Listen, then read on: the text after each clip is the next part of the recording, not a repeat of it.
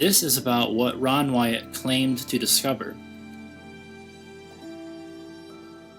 And he claimed to discover many things. If you're familiar with him, you know that he's made some pretty big claims, and if you're not familiar with him, this might be a bit of a shock for you, because some of the things that he's found should be known in the entire world of Christianity.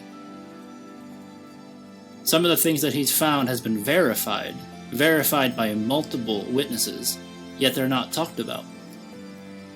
I think the reason they're not discussed in the Christian circle and in Christian churches is, number one, we live in a Laodicean dead church age. It's lukewarm. It doesn't care about the Bible or God. Number two, I think one of the issues is that he is a Seventh-day Adventist, and that scares people away from bringing him up. That scares away pastors and teachers from even mentioning his name because he's a Seventh-day Adventist. Now, I don't give a rip if he's a Seventh-day Adventist. I'm going to look at what he actually found, and I'm going to look at if he actually found it or not.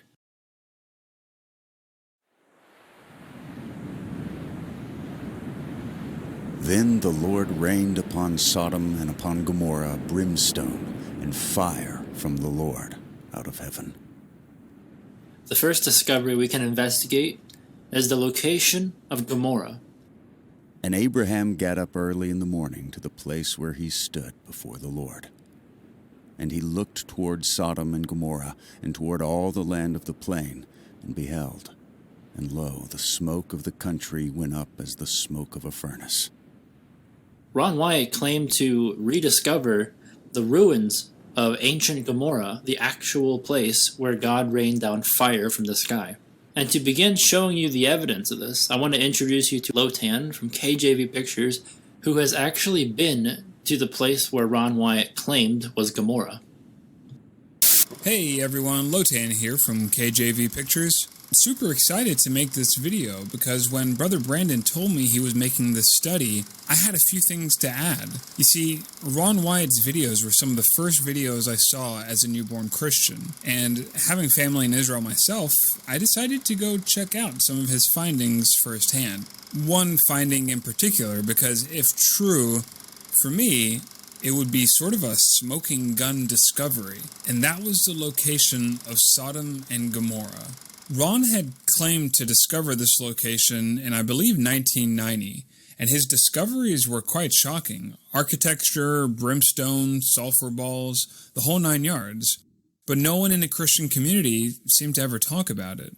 I don't know, I had to check it out for myself.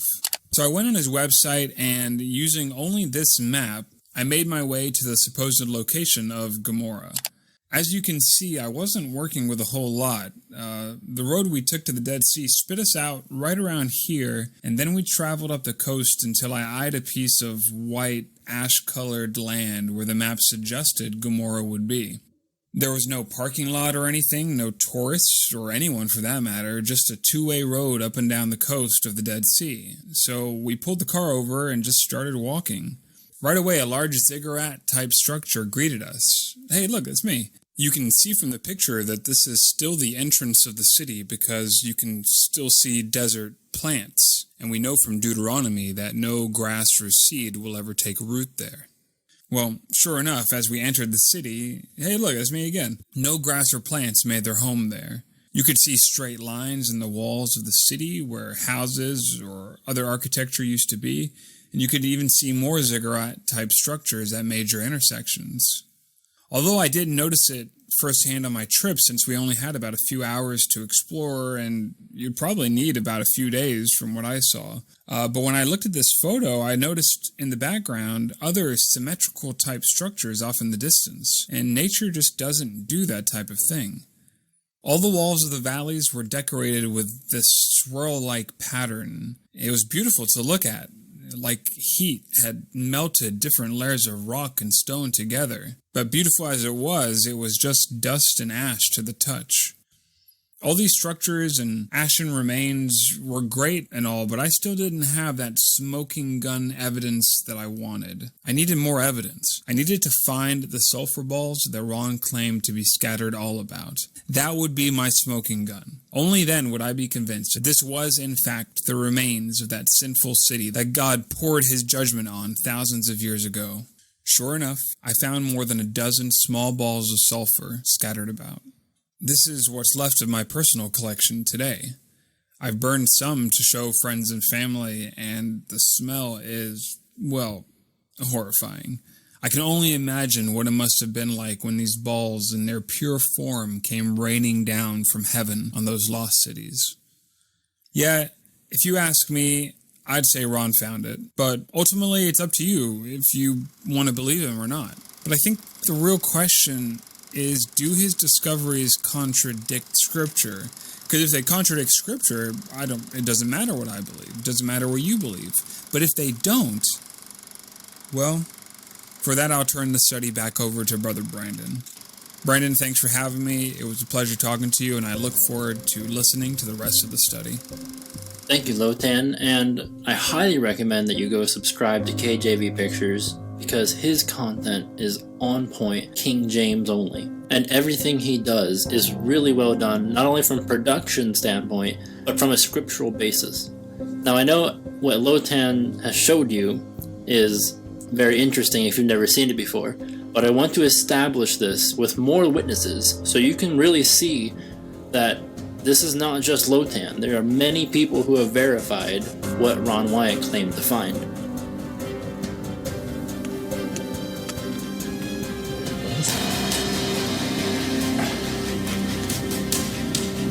That's a good sized one. Still going. That's sulfur. That'll burn right now. Just put a lighter to it and it'll burn until it's gone. Pretty neat stuff. We're going to set it on fire so everybody can see it burn. See it turning yellow, and it starts melting, turning black. Watch, and it's burning. Still burning. And pretty soon it'll start running down the wall.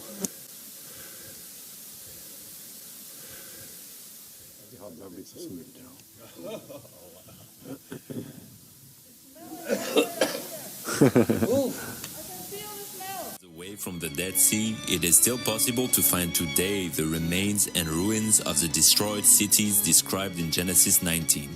Although the locals consider these remains to be sand dunes due to 3,500 years of rain erosion, archaeologists like Ron Wyatt and Jake Wilson have discovered evident man-made structures in the area in the 1990s. Formations such as ancient houses, gates, temples, statues can still be spotted in the area. As opposed to regular sulfur, this pale white form of sulfur can only be found in the ruins of Sodom and Gomorrah. It cannot be found in any volcanic area or any mineral museum. Supporting the Genesis account, geothermal activity has never been recorded in the region, so these brimstones could not have come from a volcanic eruption.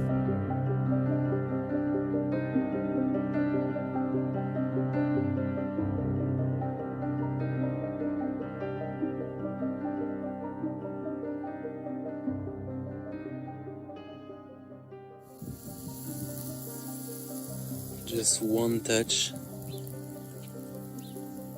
I didn't even see the sulfur on my finger. Look at this blister.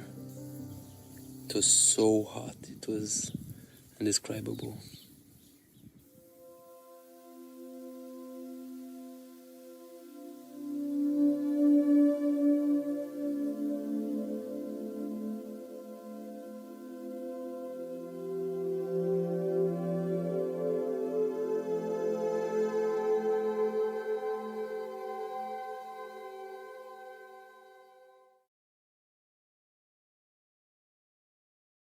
This is absolutely staggering.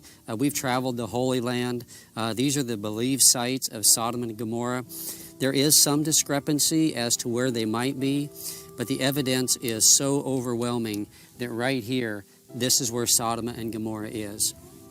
I have been absolutely impacted and impressed by this. It's just I mean, right now I just feel just a sense of awe over me right now as we're here. And as we have discovered in these areas a brimstone, and they're like balls.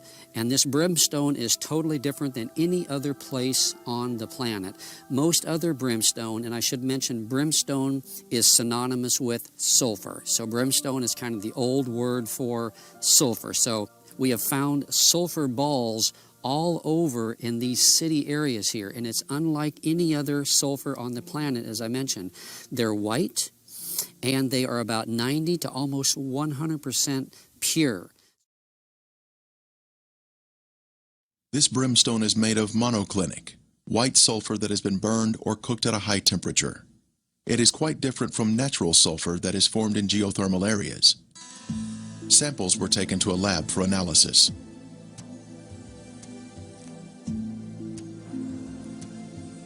Each specimen was carefully separated and prepared for testing, with the outer portion cast aside.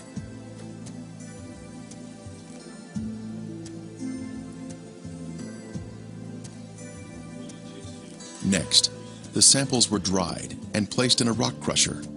Then they were pressed onto a disc. Then they were loaded into a machine for the semi-quantitative X-ray analysis. Each sample was individually transported into the testing chamber for analysis. The results proved to be quite amazing.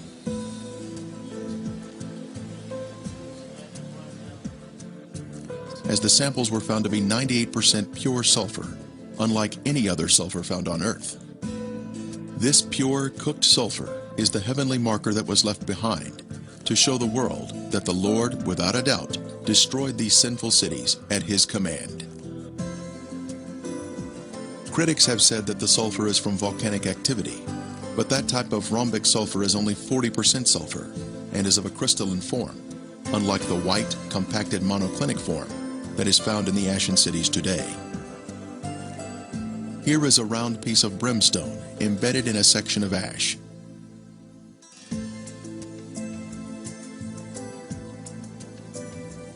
Another clump of ash contains a piece of brimstone that has a burn ring surrounding the unburned sulfur inside.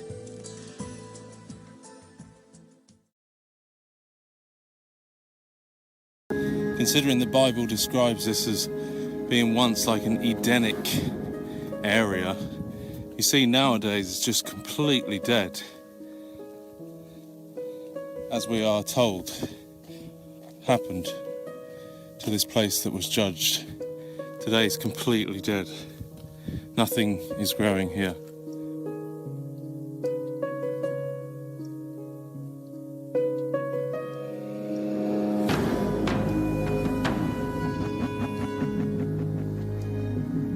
The whole thing is like sponge. And I really want to find one of those sulfur stones before the sun goes down. I really want to find one of those stones to show you.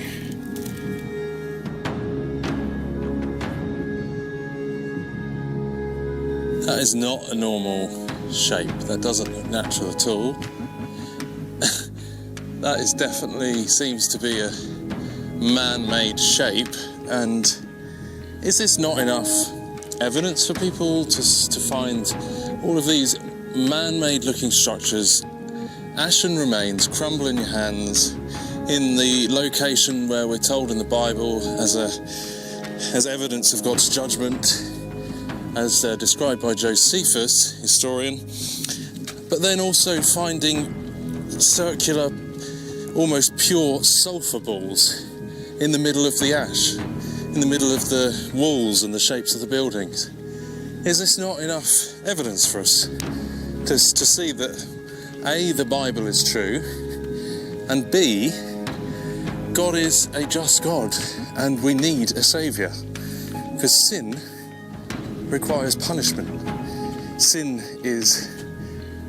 brings on the wrath of God, and this place is the evidence of the wrath of God, a holy God who is righteous and true, and this place was very rebellious.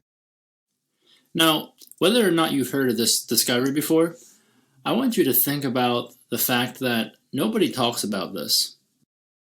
Why is this information so suppressed? something that Lotan said that resonates with me is there was nobody there. There was not even a tourist attraction or anything. Dude, if the LGBT community knew, if this was widespread information, and if everybody knew that Sodom and Gomorrah was real and God actually wiped out the city, why do archaeologists not look into this? What are they looking at? If they're not looking at this, where it's directly in your face, what are they actually spending their time on? Lotan said there's nobody there. Dude, this thing has been discovered since 1990. That's 31 years ago. Come on. There's no archaeologists in Sodom and Gomorrah with all this video evidence after 31 years. That's the world we live in. The truth is suppressed.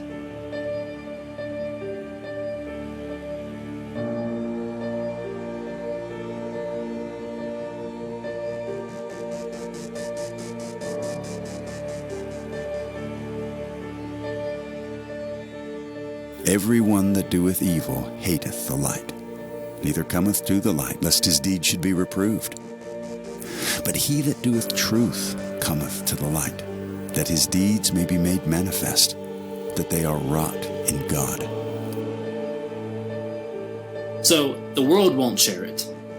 The Christians won't share it because when they point it back to Ron Wyatt, they'll say, oh, Seventh-day Adventists will get everybody entangled into this false doctrine of Seventh-day Adventism. So the Christians don't share it, the world doesn't share it, and it just sits there. If you're interested in watching any of those videos that I just gave you a sample of in full length, I'll put the links in the video description of this video. Feel free to research those and watch those in your own time. They're all really, really good. Some of those documentaries are very informative. And keep in mind, as you watch all of these, that none of these documentaries would even exist if God did not use this one man to bring them to light.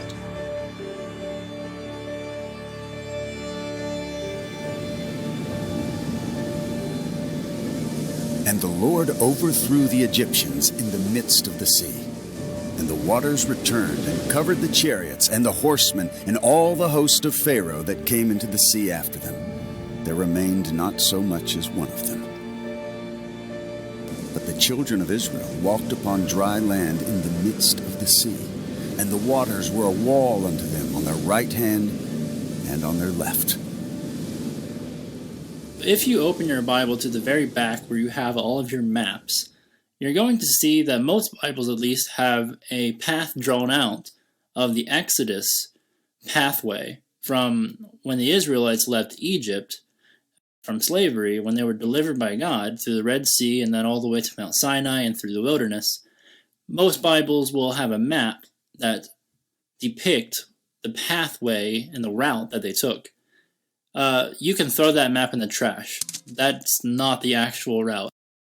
Ron Wyatt found the actual Red Sea crossing.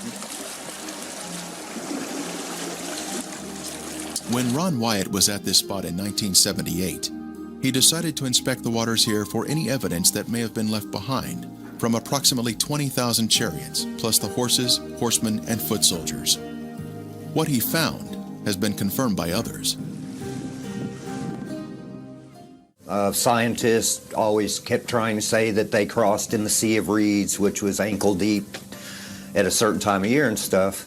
And Dad wanted to prove that it was a biblical miracle. And so he tried to trace their steps from Egypt. And basically he did. He got an airplane, and he had this guy named Moses, actually. Yeah. This is no lie. We hired a pilot in Eilat, and his name was Moses, and he flew us up and down through there, and Dad told him what we're looking for. We're looking for a valley that goes all the way through the mountains from here, from the Sinai Peninsula to here. And the guy said, oh, yeah, there is one. And back then, there wasn't a road even down it, but now they have a road down there. All the way through, yeah. It keeps washing out all the time. There has never been any real convincing evidence, nothing found, nor archaeological evidence found by Cairo, Egypt, that would support the fact that the Israelites crossed there. There has been, however, much evidence found, archaeological evidence, to show that the crossing was here and that Mount Sinai is in Saudi Arabia. So basically what we have here is the traditional Exodus route from Goshen, where the Israelites were in Egypt. They came out of Goshen and then they crossed over around here somewhere, and this is where the traditional crossing of the Red Sea is. It's really sad because they're basically saying that Egypt's chariots got drowned in this really shallow marsh-like area. They will keep the traditional site of Mount Sinai, and they'll put it here not because of evidence they found, but because Constantine's mother said this was Mount Sinai. So the scholars, with all their wisdom, go along with Constantine's mother, and in order to do that, they got to put the Red Sea crossing over here, because it wouldn't make sense over there. And they also say that this is the real Red Sea crossing because in the Hebrew, it's the Sea of Reeds, the Reed Sea. But if you actually look into it in other places in the Bible, it describes this area right here as the Red Sea as well. So this is also the Red Sea in the Bible. So anyways, the actual Red Sea crossing, they ended up at this beach right here, and then they crossed right here. So the actual Mount Sinai is in Arabia. According to scholars, it's where Constantine's mother said it was. But according to Paul, the apostle, it's in Arabia. And that's where it actually is, and we'll look at that next. But here's where the actual Red Sea crossing is. The actual route starts here, goes down through here, and then they get entangled in the wilderness. And let me see if I have a map of that. Yeah, so as you can see, there's like this windy valley. And that's where Pharaoh realized they would be entangled in the wilderness. And then when it pursued them, and they came out at the beach here. And this is where they actually crossed.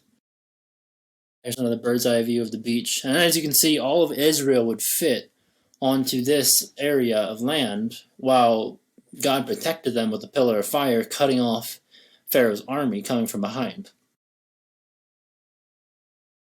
They're literally finding chariot wheels. This is all found in that Red Sea area. Egyptian chariots were known to use metal hubs in the center of the wheels. Using metal detectors, divers have found metal in the raised hubs that are now covered in coral. So when you dive with underwater metal detector, you can go over all the corals and you don't get any reading. And then when you go over obviously metal or iron or whatever, you do get a reading. So that's the way you know that if you've got a wheel shape and you get a strong metal reading from it, then that would be the difference between just a round coral and something that could potentially be a chariot wheel. So when you compare this particular four-spoked hub to the hubs that you see in the Egyptian Museum, it looks exactly the same, and there's metal where you'd expect to see it. Here we see another four-spoked chariot wheel with one spoke missing and a center-raised hub. The coral here has preserved the chariot parts by retaining the man-made structure, even after the wood has disappeared. Here we see another wheel suspended on its axle, standing at attention. It has 6 spokes and a raised center hub. Ron Wyatt made many dives here and located many artifacts. That thing in the middle is like the hub of the wheel, and then it's almost like a cross of coral. The wood rotted away. The metal would still be there with coral around it. But as you can see, that's just not a natural coral formation. There shouldn't be any coral at all in this area because there's nothing for it to grow on. But if there was a bunch of chariots down there rotting away, coral would definitely be growing on them. So, as you can see, that's clearly a chariot wheel. This is pretty clearly a chariot wheel. On the right side is giving you like an illustration, but you can even without the illustration, you can see. It just gets more and more obvious. Like, what is that coral doing? That's obviously something sticking out like an axle. That's just not normal. Come on. Like, what do you think that is? There's also a gold one found, and if you don't think that's a chariot wheel, I don't know what to tell you. That's a chariot wheel. The premier find here at the crossing site is this gold veneer that was left behind from a 4-spoke chariot wheel. The Bible tells us there were 600 choice chariots used in the chase of the children of Israel. This artifact was left behind at a depth of 200 feet. Since specialized equipment would be necessary to raise it to the surface, today it is still in the location where it was found. Because when Dad first did the cameras, I don't think we even had the scuba gear yet, did we? I think we were just snorkeling our first out trip, the first we didn't time. really find anything, except we found the spot where we thought that it was. But when we actually did go scuba diving, Dad bought 2 little underwater Kodak cameras, and that's what the underwater pictures were taken with. I took a picture of 3 different wheels. The golden chariot wheel picture got drowned in one of the cameras, and the other camera had a bunch of chariot wheels but not the gold one. Me and Ronnie went down and touched we touched the gold chariot wheel. Yeah. How deep was that? Somewhere around 180 feet. Yeah, it was right around there. Like Ronnie said earlier, we were swimming about 35 feet where you can stay all day, whatever, 32 feet. So we were up there swimming around, and if we saw anything, we'd go down. On a number of trips, we've brought metal detectors to Nueva, and these reveal that inside the coral there is metal that will be consistent with what we'd expect from finding remains of the Egyptian army. Now, some people have asked, well, if that's the case, why don't you just bring up artifacts, some of this coral that contains this metal? There's a very simple reason for that. As you can see on the sign, it's strictly forbidden to touch or remove any coral in the Red Sea. So for us to do so would be violating Egyptian law. Further south in the Gulf of Aqaba, you can see that things have been washed up on the land, like sea stars, corals, and other things twisted into one another, like a disastrous whatever, like a washing machine has been treating the material, so to speak. And also in that kind of material we can find bronze. And bronze is a metal that's made by humans, so it's not a natural one. You can see how rugged these mountains are. And much of the Gulf of Aqaba is just as rugged underwater. So if God had parted the water with the underground terrain looking like this, it would have been impassable. There are 2,000-meter high mountains around the Gulf of Aqaba. There are 2,000-meter deep waters in the deepest section. Huge falls from the peaks to the bottom. You can ask the question, how can we cross the seabed? I mean, we just take away the water. We don't talk about the water. But how can you just cross? First, you could not have any mud on the seabed. You need a solid ground. Horses should be able, full speed, going across that material, whatever the material is. In the middle of the Gulf of Aqaba, there is a shallow section, relatively speaking, shallow. And the interesting thing is that the downhill slope and then the uphill slope on the other side is within the criteria for wheelchairs in the US. You know, it can't be too much uphill or downhill with a wheelchair because it's too much work, so to speak. So the downhill slope and the uphill slope is within these limits. That's a scientific statement. This is the Wadi Watia. This is the canyon that connects the Sinai Desert to the Red Sea. And you can see these very rugged mountains. If you're walking down this canyon, you've got to follow it all the way. You can't go left or right. We find in Exodus chapter 14 verse 3 a description where Pharaoh would say the children of Israel are entangled in the land, the wilderness has shut them in. That's a perfect description of this wadi leading down to the Red Sea.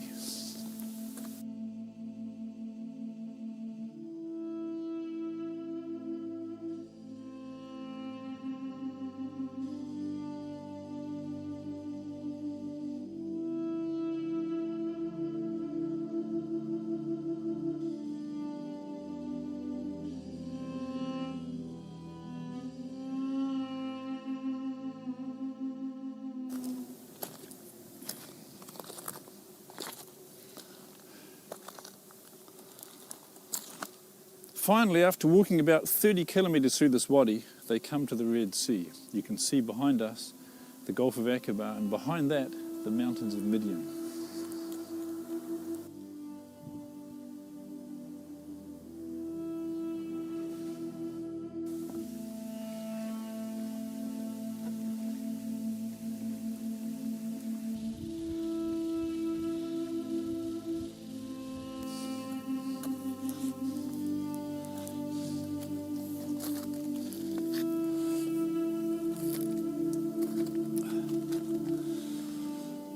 Josephus described the mountains around the Red Sea crossing site as impassable by reason of their roughness.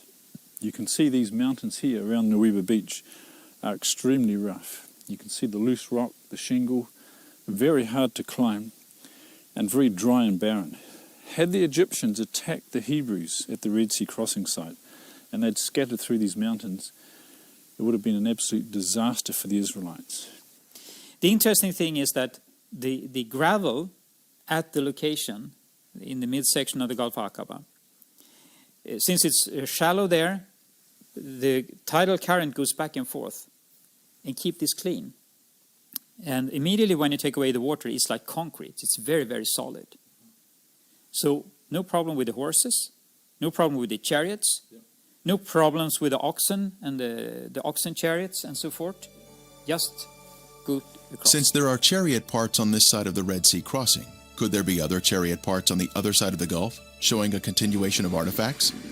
On the shore opposite of Nuweiba, inspection of the seafloor in Saudi Arabia has also been conducted to see if chariot parts can be found on this side of the Red Sea crossing. While investigating the Saudi Arabian waters, Viveka Pontian found this beautiful round chariot wheel specimen with a raised center hub.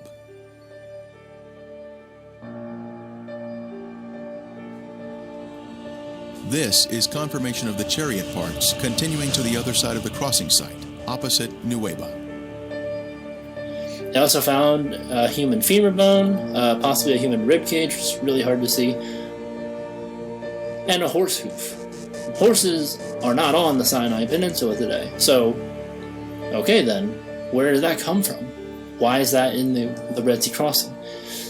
So I think there's enough evidence here to easily conclude that this is the actual Red Sea crossing, and as we'll see in a moment here, this is definitely the Red Sea crossing because Mount Sinai is on the other side of it.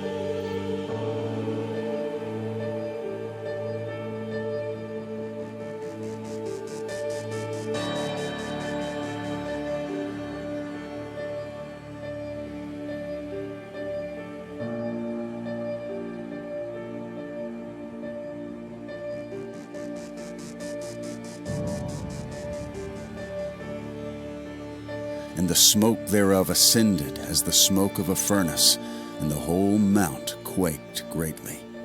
And when the voice of the trumpet sounded long, and waxed louder and louder, Moses spake, and God answered him by a voice. And the Lord came down upon Mount Sinai on the top of the mount. At that time I had vacation to come to Korea. When I see my father, he said, look, I have been to pilgrim, but why is very big difference, the Bible and Sinai Mount? And then I said, you are the elder in the church, how you say like that? Don't talk like this. He said, no, it's something different. And then he gave to me the videotapes. And then when I see this showing about Ron Wyatt, he said he had been to the northern part of the Saudi Arabia in Midian wilderness. Then he said Mount Sinai is there. So I was very much strange because since I was a child, I read so many times the books. But I'm just reading the book, but never match on the map with the Bible. The tradition that the mountain in Egypt's Sinai Peninsula is Mount Sinai only dates back to the 4th century AD. New research based on Jewish, Christian, and Islamic sources indicate that there is a tradition that is 600 years older, and according to that tradition, Mount Sinai is in northwest Saudi Arabia. This other tradition points to Jabal Makla, a peak on the mountain range known as Jebel al-Lawz, as the true Mountain of Moses. Several historical sources, including Josephus, recorded that Mount Sinai is the highest mountain near a city that is today called Al-Bad. Locals refer to Jabal Makla as Jebel Musa, the mountain of Moses. So you call this one Jabal Musa? Jebel Musa. One of the distinguishing features of this mountain is the blackened top that you can see right behind me. The Bible says that God descended upon Mount Sinai as a fire. The blackened peaks stick out from the surrounding areas, and the rocks are only black from the outside. Researchers disagree as to whether the blackened rocks are actual evidence of God descending upon the mountain as a fire like the Bible says, or whether it's natural volcanic rock. A small handful of Americans tried to sneak into this area in the late 1970s and the 1980s. They were arrested, and their photos and videos were confiscated by the Saudi police. Their evidence was lost. Mount Sinai was first discovered in 1984 by Ron Wyatt and his sons, who walked across the border into Saudi Arabia without a visa in order to document the evidence here. After seeing the mountain, he and his sons were captured and were accused of espionage. They spent 78 days in prison, awaiting execution, before they were finally released. After Ron Wyatt was there, the Saudi government, they know that this place is important. And also they have a special investigation all around the mountains. They found so many stone structures and many ancient rock inscriptions. The local peoples, they call it the Jabal Lows. Jabal Lows, Jabal means Arabic is mountains, and Lows means the almond. It's something strange, Arabic and Hebrew name is same, Lows. But in Saudi Arabia, actually is not growing the almond tree, except these mountains.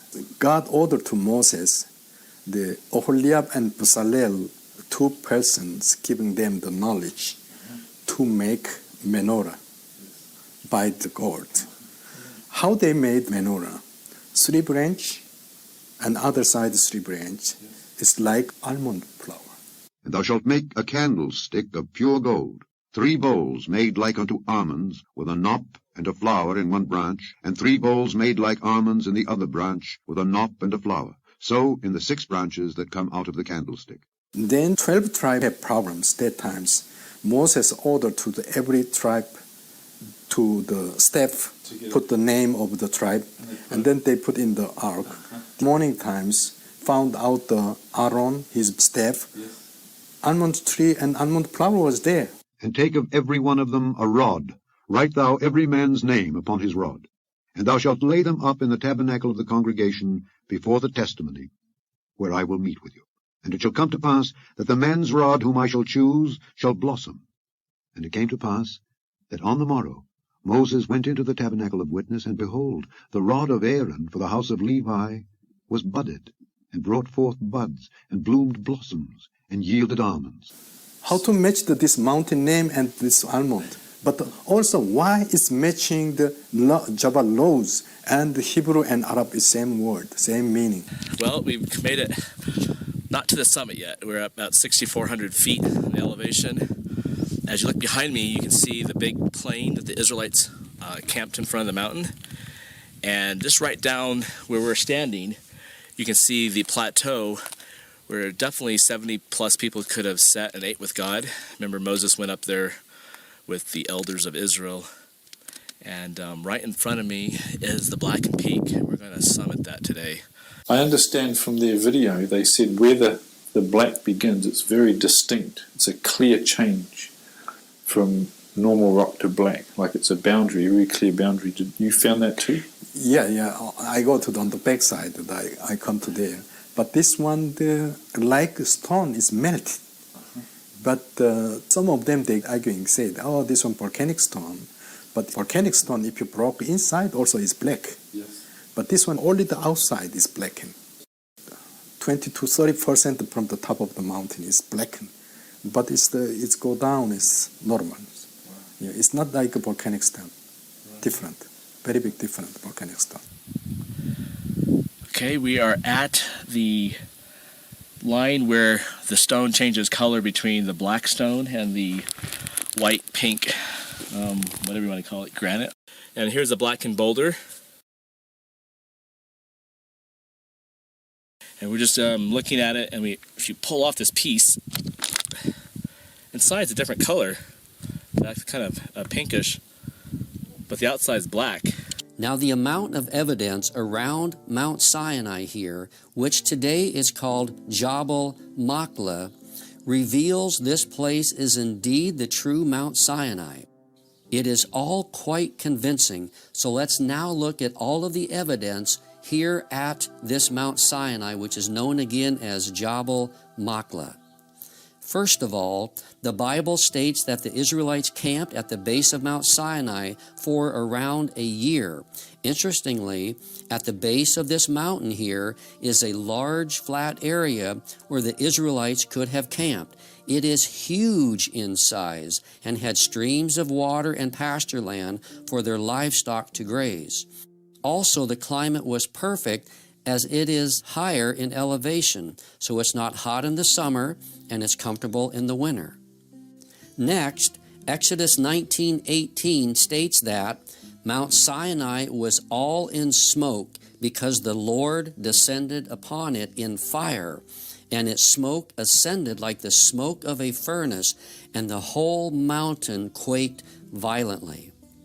The top of these mountains are dark, showing signs of burnt marks.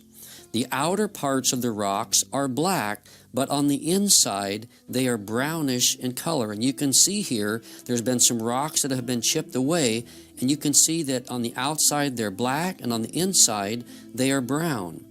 This seems to be more evidence that this mountain and the surrounding mountains close by were covered with fire and smoke. Now from Mount Sinai, God gave the 10 Commandments to the nation of Israel and supernaturally wrote them on tablets of stone with his own finger. This was an earth-shattering event. Scripture says the mountain was on fire for 6 days and appeared as if it was going to be consumed. And the Israelites who saw this were terrified as they beheld everything that took place. The Bible also speaks about how Moses and 70 elders of Israel went up the mountain to worship God. The elders were to stay at a distance from Moses and could only go part way up. Interestingly, there is a natural plateau part way up the mountain where this event could have happened. Another piece of strong evidence is that at the base of this mountain, an altar has been discovered. This would match what Scripture states in Exodus 24:4 and 5. And Moses wrote down all the words of the Lord. Then he got up early in the morning and built an altar at the foot of the mountain with 12 memorial stones for the 12 tribes of Israel. And he sent young men of the tribes of Israel, and they offered burnt offerings and sacrificed bulls as peace offerings to the Lord. Now at the very base of this mountain are extensive remains of an altar and a complete system for animal sacrifice. There are corrals where the animals would have been kept and an altar at the front of it. There have also been discovered animal bones here underground. Scripture also refers to 12 memorial stones or pillars for the 12 tribes of Israel.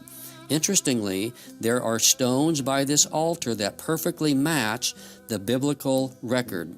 The Saudi locals say that in the past, these stones were much more evident and could be seen much more clearer, and that the platform was more intact as well. Also, Ron Wyatt documents having found one of the pillars that had Hebrew writings on it. It's quite fascinating that everything here matches perfectly the biblical account of this event. Near the altar of Moses and the 12 pillars, Moses read to the Israelites the Book of the Covenant, and they agreed to it. This means that Moses probably had a spot right above the altar that served as a stage to address the Israelites. Now, just above the altar of Moses is a large platform from where Moses could have easily spoken to the Israelites when the covenant was made. It provides a natural place from which to speak, and the Saudi locals talk about how sound travels here like a natural amphitheater. Another fascinating discovery at the base of this mountain is the altar upon which Aaron set the golden calf, and all Israel worshipped before it. On the top of these rocks is the main rock that shows a flat spot where the golden calf might have been placed for all Israel to see. Below the rocks is where Aaron would have made an altar to this golden calf. Now, Exodus 32 provides all the details. It says, "Now when the people saw that Moses delayed in coming down from the mountain, the people assembled about Aaron and said to him, 'Come, make us a god who will go before us. As for this Moses, the man who brought us up from the land of Egypt, we do not know what has become of him.' Aaron said to them, 'Tear off the gold rings which are on the ears of your wives, your sons, and your daughters, and bring them to me.' Then all the people tore off the gold rings which were on their ears and brought them to Aaron. And he took this from their hand and fashioned it with a graving tool and made it into a golden calf, or a molten calf. And they said, 'This is your God, O Israel, who brought you up from the land of Egypt.' Now when Aaron saw this, he built an altar before it." So Moses was on top of Mount Sinai for 40 days, and this event happened while Moses was away. Now, interestingly, this golden calf was a representation of the Egyptian false god Hathor. It was one of Egypt's main gods. You can see images of this false god that look very similar to the paintings on these rocks here. There are also many other inscriptions on these rocks as well. Now, worship of this false god Hathor consisted of dancing, drums, and sexual promiscuity, and this is exactly what the Israelites were doing while Moses was away. This altar, interestingly, is fenced and gated like other archaeological sites at the base of this mountain by the Saudi government. However, over the past several years, the Saudi government has opened up these sites to tourists, and you can now go there easily and see these places for yourself. Additionally, many artifacts and discoveries have been found in this area that give great evidence that this mountain is indeed the true Mount Sinai. Now, after the golden calf incident, when Moses returns back to the base of the mountain, it says in Exodus 32:20, what Moses did with this golden calf. It says, "Then he took the calf which they had made and completely burned it with fire and ground it to powder and scattered it over the surface of the water and made the sons of Israel drink it." At the base of this mountain there is a stream which forms a small lake. So this place provides the water that would have been necessary for this event to have happened here. There are also around this small lake a number of wells that have been discovered as well. So this area was a main water source. A stream came down from the mountain here, and it was a main water source. There was another stream as well just to the north. So there was plenty of water in this area for these events to take place and for the nation of Israel to have used during their time at the base of Mount Sinai. Also, after the golden calf ordeal, God ordered the Levites to kill those who had been involved in the worship of the golden calf. In Exodus 32:28, we see that 3,000 died as a result. Now, with this being the case, there should be a mass graveyard site close by to this area. Interestingly, we find a site about 4 to 5 miles north that fits exactly this biblical event. There are thousands of standing stones that appear to have been used as grave markers in this flat plain. This area is also fenced off by the Saudi government and declared as an archaeological site. Also, close by to this mountain, there has been found a menorah painting which gives evidence that the Israelites were in this area. What I know, the oldest menorah was AD 70, Roman Titus. He took to the Rome, After that, they don't found the oldest menorah up to today. But what I found, this menorah inscriptions is very old. Why? Around this menorah inscriptions, there is so many old letter was there. This old letter is very similar Hebrew letters. and call it maybe Talmudic. Talmudic, it means BC 13 to BC 15. Okay. It's almost Exodus times. Wow. This letter with menorah together here. Okay. So let me tell you, that place is Arabia. That place, why there is the Jewish mark on it there, and that place, why all the Hebrew letter is there. Unfortunately, this painting has been chiseled away in recent years, but older photos and documentation clearly prove its existence, and even what has been chiseled away shows the outline of a menorah. We also know that God gave to Moses, while they were at the base of Mount Sinai for about a year here, the design of the tabernacle, and that it was erected at the base of the mountain. Now, we don't have any evidence of this tabernacle as being here, as it was mobile in nature. However, by taking into consideration the location of the mountain and the lay of the land, there is a place here that would be the natural location for it to be. It is flat, close by to the altar of Moses, and at the base of the mountain. Now, the Bible mentions how the prophet Elijah traveled to Mount Sinai and stayed in a cave there after his powerful confrontation with the 850 false prophets of Baal and Asherah on Mount Carmel, as found in 1 Kings 19. At this confrontation, supernatural fire came down from the Lord and consumed the altar and everything on it. Then Elijah traveled to Mount Sinai and stayed in a cave. At this cave on Mount Sinai, God spoke to Elijah and strengthened him. Interestingly, on the side of this believed Mount Sinai is a large cave that perfectly matches Scripture and where Elijah could have stayed. This cave is known as the Cave of Elijah. It is also the only large cave in this area of mountains. There are also many other evidences that can be found around Mount Sinai that support it as the true location of Mount Sinai. Now it says in Exodus 15, it says, "Then they came to Elim, where there were 12 springs of water and 70 date palms, and they camped there beside the waters." And you can see in this video, this place has been found. This very place that it talks about has been found, and it supports the biblical text. To this day, there are many palm trees and exactly 12 wells here. This would have provided water and met all the needs of the Israelites. Here you can see this area with the palm trees and some of the wells. The Saudi locals in the area point out that this is Elim and has been known by this name as long as they can remember. After this, it says in Exodus 17, "Then all the congregation of the sons of Israel journeyed by stages from the wilderness of Sin, according to the command of the Lord, and camped at Rephidim.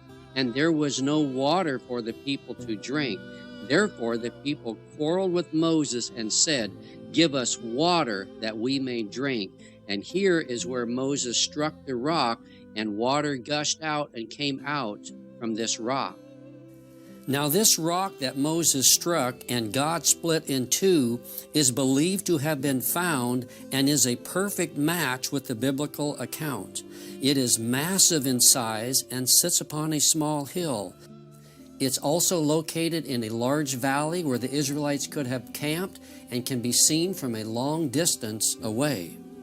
It shows water grooves in it where massive amounts of water ran down from it.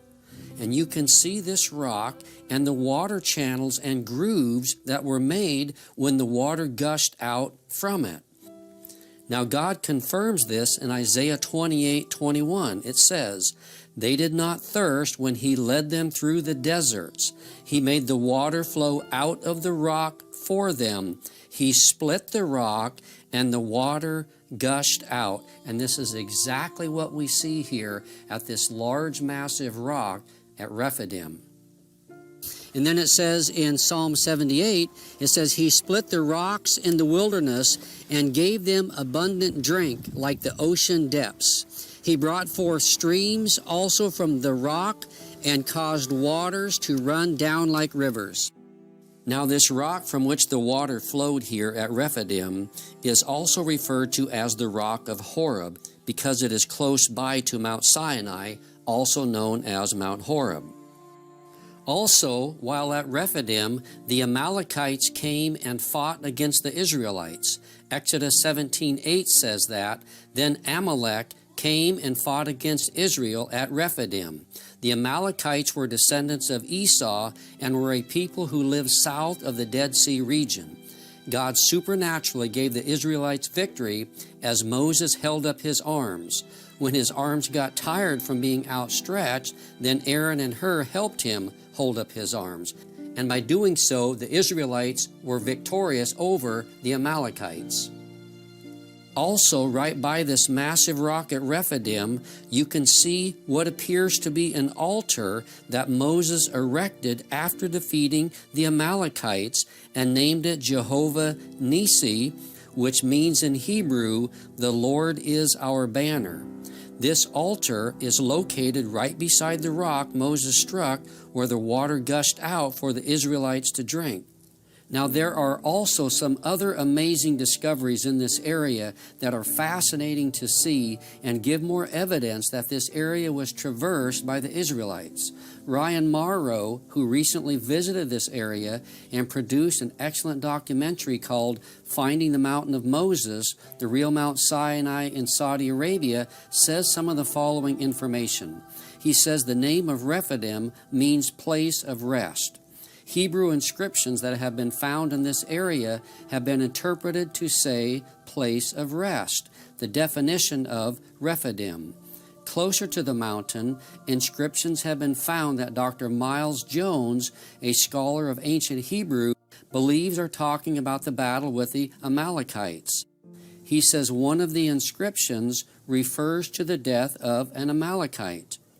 Nearby, there are two inscriptions that Dr. Jones believes are marking where a Hebrew mother and daughter died. To go to the Jabal Luz. He said, no, don't go there. There is military already there. If you go there, they will catch you. I said, no problem, let's go there. And they said, no. He offered to me 200 riyal. Saudi 200 riyal, it means you can buy one piece of gold.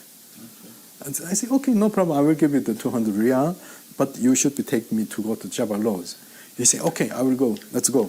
And then he was driving in front of me. I'm following him, And then after that, I think around 15 to 20 minutes, he said, this one is Jabal Luz. When I look, it's nothing there. I said, no, this one is not Jabal Luz. He said to me, if you pay 100 riyal more, I will bring to you to the Jabal Luz. He's an Arab businessman.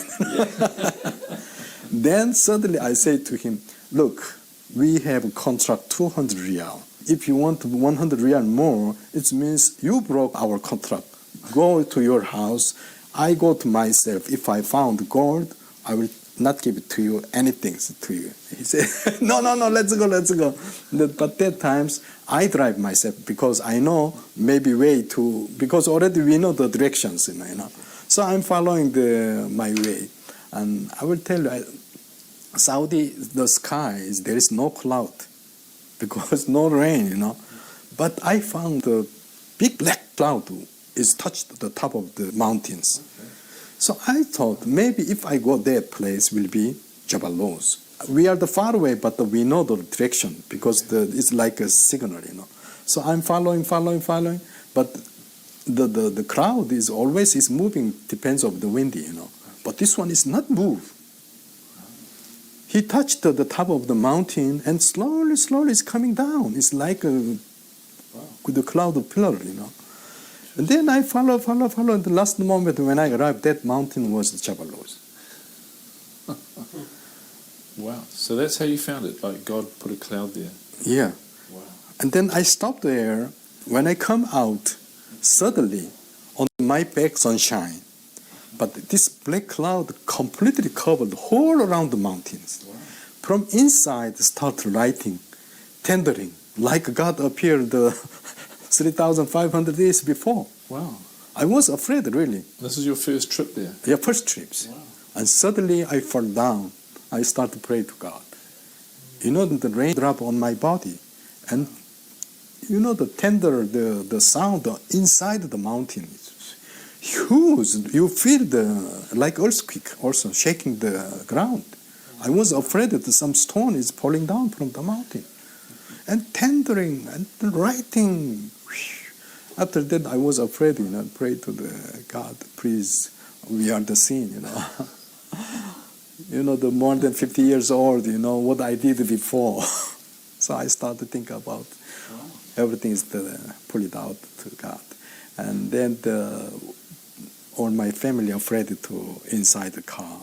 And the Bedouin also, they afraid in the car. I pray and pray. And suddenly I feel something, very quiet. When I look, and the whole cloud is gone, suddenly, and sunshine again. And Bedouin, he come to me, hey. I say, why? Maybe the writing, you ever happen something like this? And then I asked him, did you see something like this happen? He said, he's almost 80 years old. He said, I never seen all my life. Wow. And this time is not the raining season. Yes. Why something happened like this? I say, I don't know. If this is Mount Sinai, this is very significant. Mm-hmm. So why hasn't the archaeologists gone there and investigated this? No one can enter that place, archaeological area, or no one can excavations. So up to today, even there is, looks like a Bible, the stone structure is there, and 12 stone pillar is there, and Eliad cave is there. Everything is there. What is written like Bible, 100% is there. But now the Islam people occupied here. So who can go inside? Nobody can inside. Since AD 610, when Islamic occupied in this area, you cannot go inside. You want to go, but you cannot. You try to apply the official visa for the excavation in this place. You think they will release visa to you? No. If the Mount Sinai was open place, like Egypt, or if the Mount Sinai was in the America, or somewhere, it will be destroyed, everything. Yes. Like the Jerusalems. Yeah. But this one, 3,500 years, he protect himself. So many tribes, so many generations, and come and go, but he keep it long time in the desert. Nowadays, last day, before the Jesus coming, very pure selection people bring to show to this place, to show them where is the real Mount Sinai. Let me tell you, Jesus' times, he did a lot of things. Sometimes you don't know how to work, but the Jesus, when he wake up, he suddenly work. The blind, he open eyes. Dumb, he can talk. Like Nazareth, he was, after die 3 days, already start smelling his body, but he come out, he alive. But you think that times all the people, they believe that Jesus? No. Who believe? Weakness peoples. Child. No power peoples.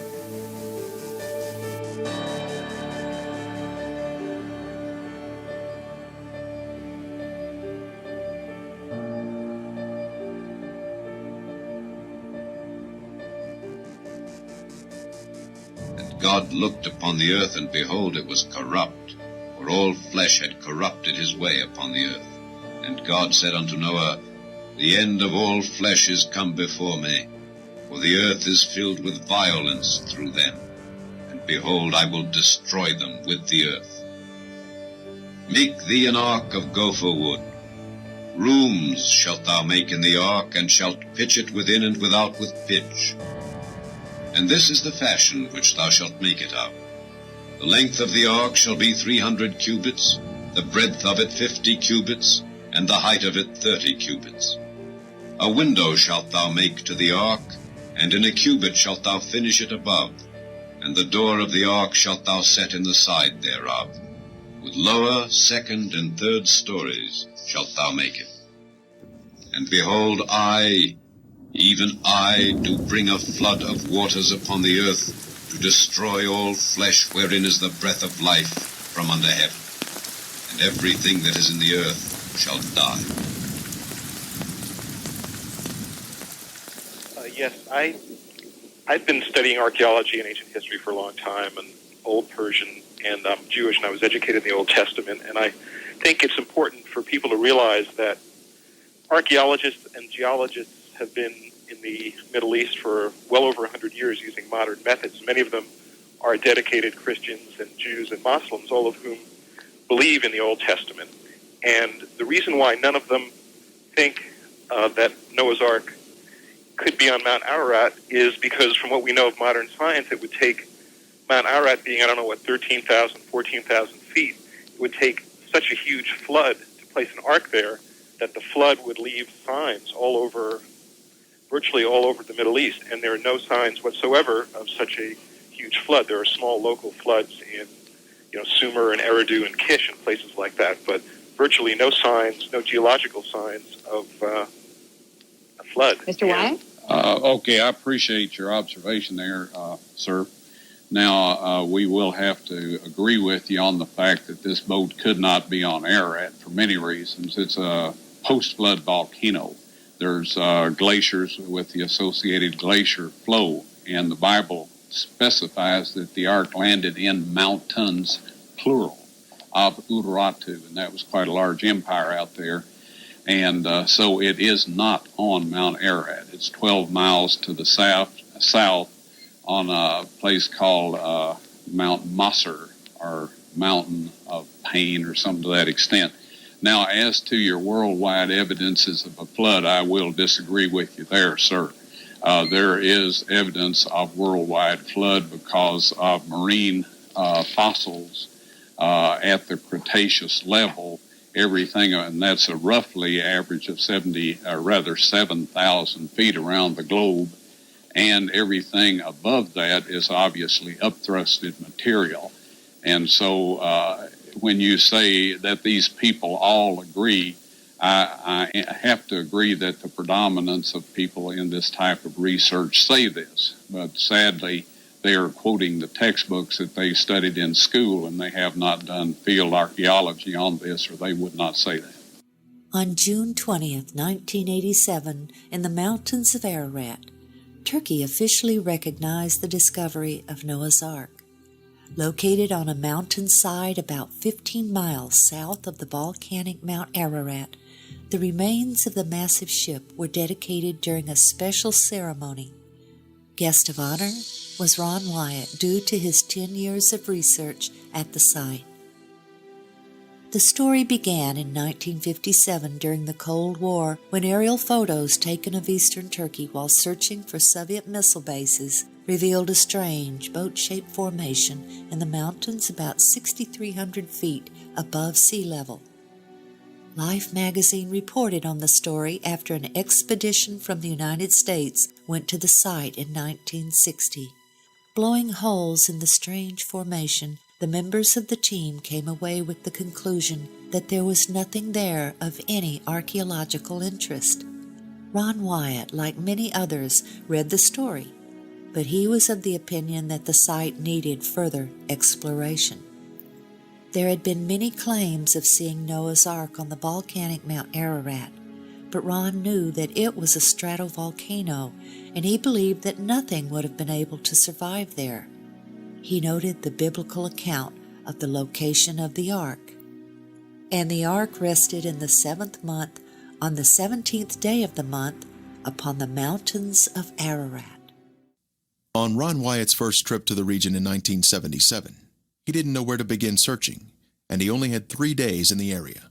We were looking at all these mountains we were going through, and Dad realized, he's like, guys, you see how rugged this place is? He said, do you know that we have no clue as to what direction to look in once we get there?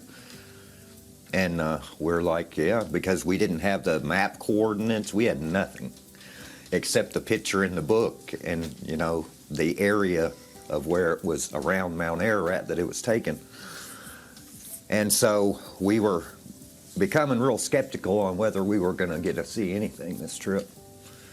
And then once we got off the train, we hired a cab to take us in to Dugobazit, the town close to Mount Ararat. And while we were driving, it was at night, and Dad said, guys, he quoted the scripture, and so Dad said we should all say a prayer that God help us know which way to look.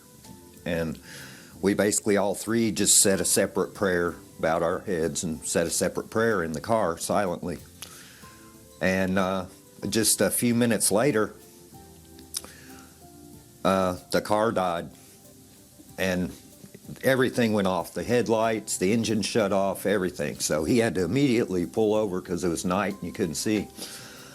And so he got up under the hood and looked, and he couldn't find anything wrong, didn't know what was wrong with it, and he just goes like this. He couldn't speak much English, so he just goes, and he sits back down in the car and tries it, and it starts back up. Well, during that time, Dad said, hey, we just got done saying that prayer, and then the car died. He said, just in case that was God's answering our prayer, let's pile up a big pile of rocks here on the side of the road to mark where this car stopped. Okay. So we did it, and then the car started back up, and we hopped back in and went on down the road, and it did it again. Everything, lights and everything shut off again. And we're like, oh, man, And Dad said, well, let's pile up another pile of rocks here. And so we did that, and then sat there a few minutes, and the car started right back up again. And just went a few more miles, and it did it again the third time. And by then, my dad was a little skeptical. Even he said, well, guys, I think the car's probably just messed up. Yeah. He said, but just in case, let's pile up another big pile of rocks here, just in case this is something, And so we all figured, well, yeah, the car's just breaking down. And so then after that, the car started right back up, and we drove on into town and got our hotel room. Yeah, and then, no trouble. Yeah, I got the hotel room. Then the next day, I guess we got a cab, and he took us out. It was somebody from the village around there. He was our guide, actually, and he took us out, and we found the pile of rocks, the first pile, and I guess we went to the first pile, because we had 3 piles there. I think we went to the first one first and walked out. It was hot. We had a canteen, ended up having a hole in it. So, we drank what water we could before it all emptied out. Yeah, so we all drank it so it wouldn't just... Yeah, we all got sunburnt in that, but we found the anchor stone, which we had never seen one. Dad had seen some in pictures, some smaller ones, but nothing that big. So he kind of knew what it was. And so there were 8 crosses on the anchor stone?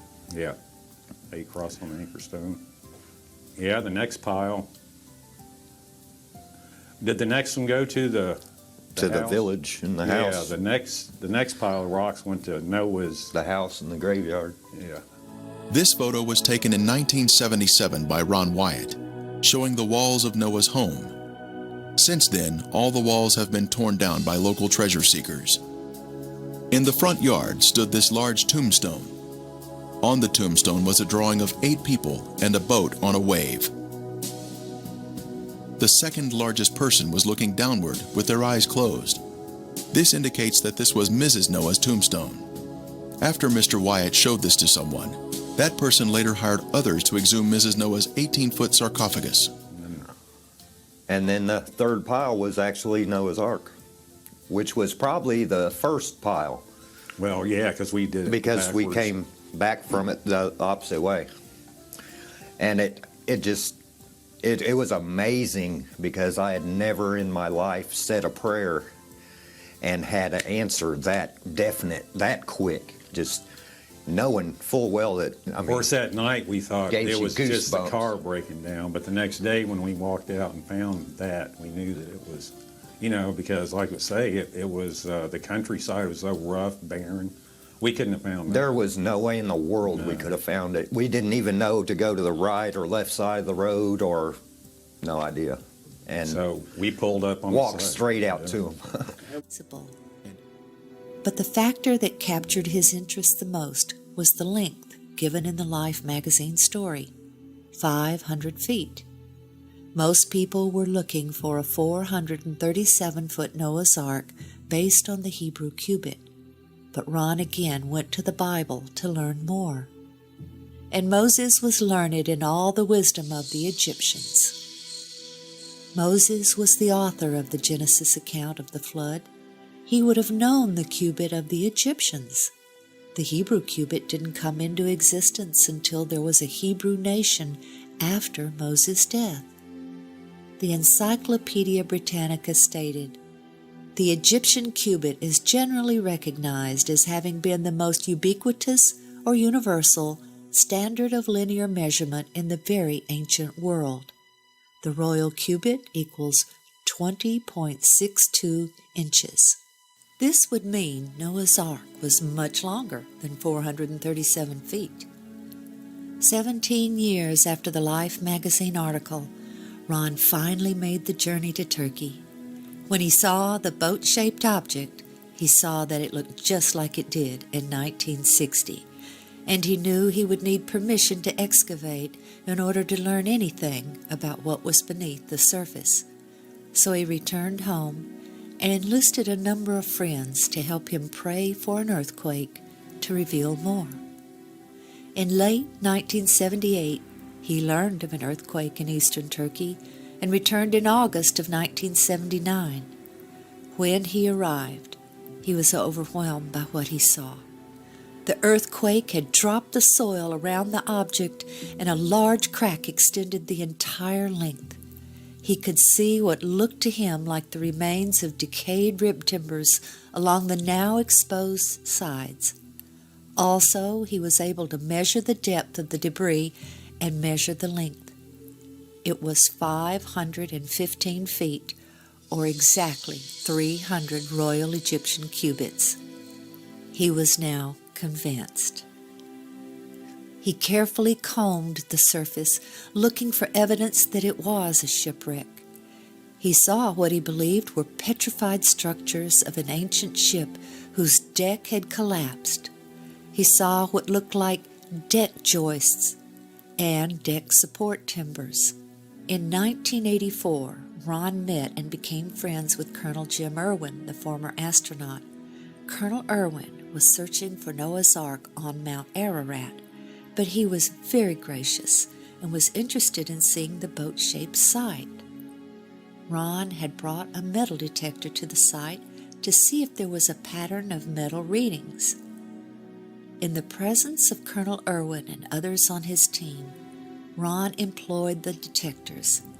He found distinct metal lines down the entire length of the object, while no metal readings were obtained just outside of it. Ron asked Colonel Irwin, who had impressive scientific community connections, if he could have the strange specimen tested. Colonel Irwin sent the specimen to Los Alamos National Labs, where geophysicist John Baumgartner performed the analysis. The results of that analysis captured Dr. Baumgartner's interest. The specimen contained manganese, also titanium and aluminum, among others, and these were not in the form found in nature. Due to the sophistication of the metals, he questioned whether a missile had crashed on the mountainside, and Ron had found the remains. The exciting evidences of the metal lines and the analysis of the specimens brought two new researchers into the work, Dr. Baumgartner and David Fassel, a marine salvage expert who knew all about ships and their construction. They both joined the team. Oh, look at that. Oh, well, wait a minute. Wait a minute, let me get a close-up of that. Kind of, You want my hand in there for... Yeah, just to point at those little flakes of iron that are coming out, like right there. There and there. Huh. That's a strong reading.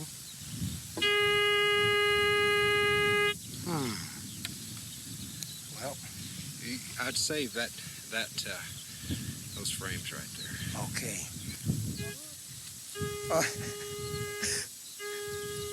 Keep walking. Do you want a measuring tape to measure these things, how far apart they are?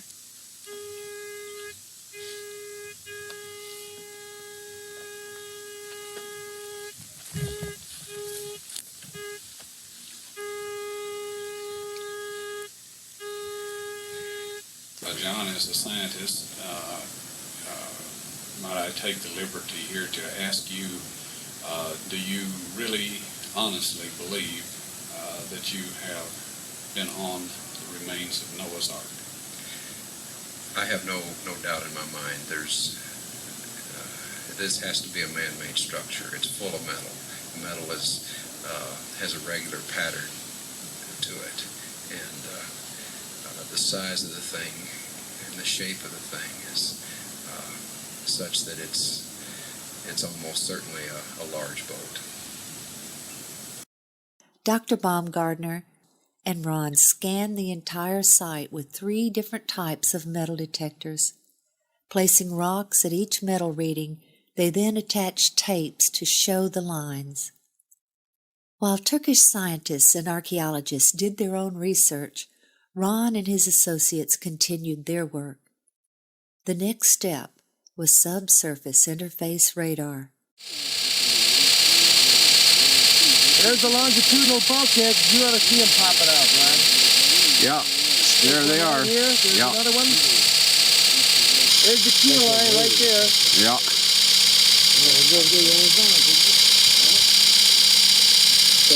Oh, Ron, the lines are there. The lines are there. Okay, we're going to walk over. Yeah. Take a look. Leave it running so everybody knows that we're not cheating here, right? You got it, Toby. Okay. Now, this is the west bulkhead. Okay, can you look through there and... All right. This is the west bulkhead. All right. That was over there. And he walked easterly. Here we start getting the longitudinal bulkheads. Here, here, here, here, here, here, here, here. Okay. Here. You see there how it shows up? Right. The initial scans were very impressive, showing internal structure consistent with bulkheads and rooms. But to be sure they were interpreting the data correctly, Ron took the scan printouts to Geophysical Survey Systems, the developer and manufacturer of the radar. This data does not represent natural geology. It's a man-made structure. These reflections are occurring very periodic, too periodic to be random natural type interface. There was no longer any doubt that this was the remains of something man-made. In late 1986, the Turks announced their decision. The ceremony was set for June 1987. During that ceremony, the governor asked Ron to demonstrate the radar on site for the journalists and military officials.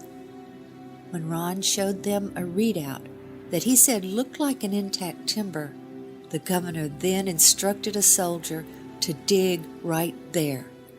What emerged was this petrified section of fossilized hand-wrought timber. Sectioning showed it to be laminated wood, 5 layers of timber glued together with pitch, clearly visible oozing from the end. It was tested at Galbraith Labs for organic carbon. The level of organic carbon was extremely high, thus proving this object was once living matter, consistent with wood. Using radar equipment, Ron Wyatt discovered an open cavity on the starboard side of the Ark. Utilizing a core drilling technique, he was able to gain access to the interior of the Ark.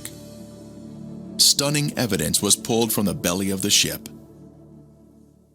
Using an improvised long rake device, petrified animal dung was extracted from the hull. Next, cat hair was also pulled from the cavity. Then, a petrified antler was extracted. These are all items that one would expect to find in the bottom of the Ark. The Bible tells us the antediluvians were skilled in metalworking. Tubal-Cain, an instructor of every craftsman in bronze and iron. This large metal rivet, or metal washer around a metal rod, was found by Ron Wyatt when he had taken a tour group to the site in 1991. The center rod had been struck while it was hot, causing it to flare out, holding the washer in place. Test results showed that it contained 8% aluminum metal. Aluminum metal is man-made, thus proving the site to be man-made. Skeptics have said Mr. Wyatt was lying about the testing, but was he really? When the Ark Discovery International team was at the Ark site, they used a metal detector to locate metal fittings on the Ark. This is a crescent-shaped piece of metal that had been a circular washer in its better days and was found near the bow on the port side. A portion of it tested at Galbraith Labs in Tennessee, and the results were stunning. It was 8% aluminum metal, just as Ron Wyatt's test had revealed. The test additionally showed a small amount of titanium metal that is also man-made. The Ark Discovery team continued its analysis at the site and located another fitting on the starboard side. A portion of it was sent to Galbraith Labs for testing, and again, there were incredible results. It contained 8% aluminum metal, 1.3% titanium metal, plus 3.8% magnesium metal, all indicative of the Ark formation being a man-made structure. The Encyclopedia Britannica tells us, because of its chemical activity, aluminum never occurs in the metallic form in nature. These unique metal components are special markers that were left behind, which prove the site is without a doubt a man-made structure, utilizing high-tech construction techniques, consistent with what we should find in Noah's Ark. Modern man didn't discover how to make aluminum metal until around 1900, but the antediluvians had this knowledge in their day. Other metal fittings were found on the port side of the deck. Our metal detector picked up metal readings where a rectangular plate was positioned on a flat plane. This plate originally had 6 rivets. One is still visible on the left side. Now we're going to come to some evidence that I believe is really strong in supporting this area as the site of Noah's Ark. In this area have been found around 30 drogue and anchor stones. As mentioned earlier, these drogue and anchor stones were used as ship stabilizers to better withstand storms and cause drag, so ships weren't driven and tossed on the oceans. Found in this area are around 30 of these drogue and anchor stones. They are found scattered along a path running from west to east. It appears as the waters were receding from the great flood, the drogue stones began hitting the land under the water, and then they were cut loose. The remaining stones are generally in the area where the ark eventually came to rest. Many of these stones have holes carved in them for connecting ropes from the ark to the stones. Some of the holes have broken over the years in some of the stones. So on the tops of these stones, they had holes in them, and the ropes would go through those holes, and then they were attached to the ark. These drogue stones were continually used in ancient times after the flood and can be found in places like Israel and the Nile River in Egypt. So these drogue stones were something commonly used in ancient ship sailing, and they were used as ballast, they were used as stabilizers to keep the ship stable and to keep it headed into the waves so that it wasn't tossed to and fro on the oceans. These drogue stones are over 200 miles from the closest ocean and about 5,300 feet or 1,615 meters above sea level. They have no business being here other than that a huge ship like the Ark dropped them here. So they're a long ways from any water, and they have no business to be here other than that a large ship dropped them here. The numerous stones discovered near the Drupanar site are the largest ever discovered in the world. This would make sense as the ark was massive in size and would need extra large stones to stabilize it. Many of these stones have crosses carved on them from early Christians visiting this site, and others have crosses that are from the Crusader period from around 1200 AD. Some of the stones have 8 crosses on them, representing Noah and his family that were saved from the flood. Several of the stones have been used as grave markers as well. One of these stones has an ancient carving that appears to be the Tower of Babel. The 3 layers carved on this stone are believed to represent the 3 levels or decks of the ark as mentioned in the Bible. Another stone has unknown ancient writings on it that have yet to be interpreted and translated. All these carvings reveal that this site was venerated long ago and visited by religious people for thousands of years. Another large stone is believed to have been used as a sounding stone for measuring the depth of the water under the ark. In 1990, Ron performed what he called a mini excavation, where he took shovels and bent the blades into a giant razor. He and his associates then shaved off a very thin layer from one section, smoothing it to show the color difference between the structure members and the matrix.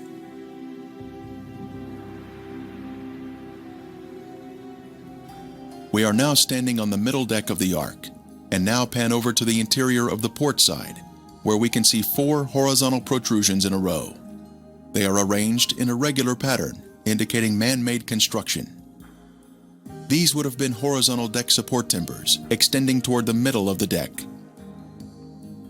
At the stern, we can see the symmetrical shape of the boat, including the center mound, where the decks have collapsed one on top of another.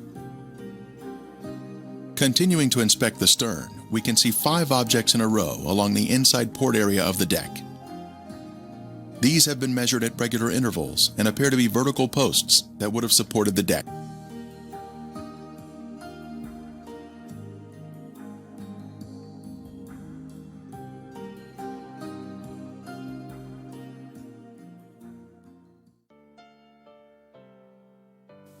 Resistivity imaging is complex and has improved greatly with the advent of more powerful computers and resistivity systems. Basically, an electrical charge is used to map underground features based on the electrical resistance of the objects under the earth. It took several days to complete the scans, and what the 3D images showed was consistent with that of a ship that had suffered a great deal of damage.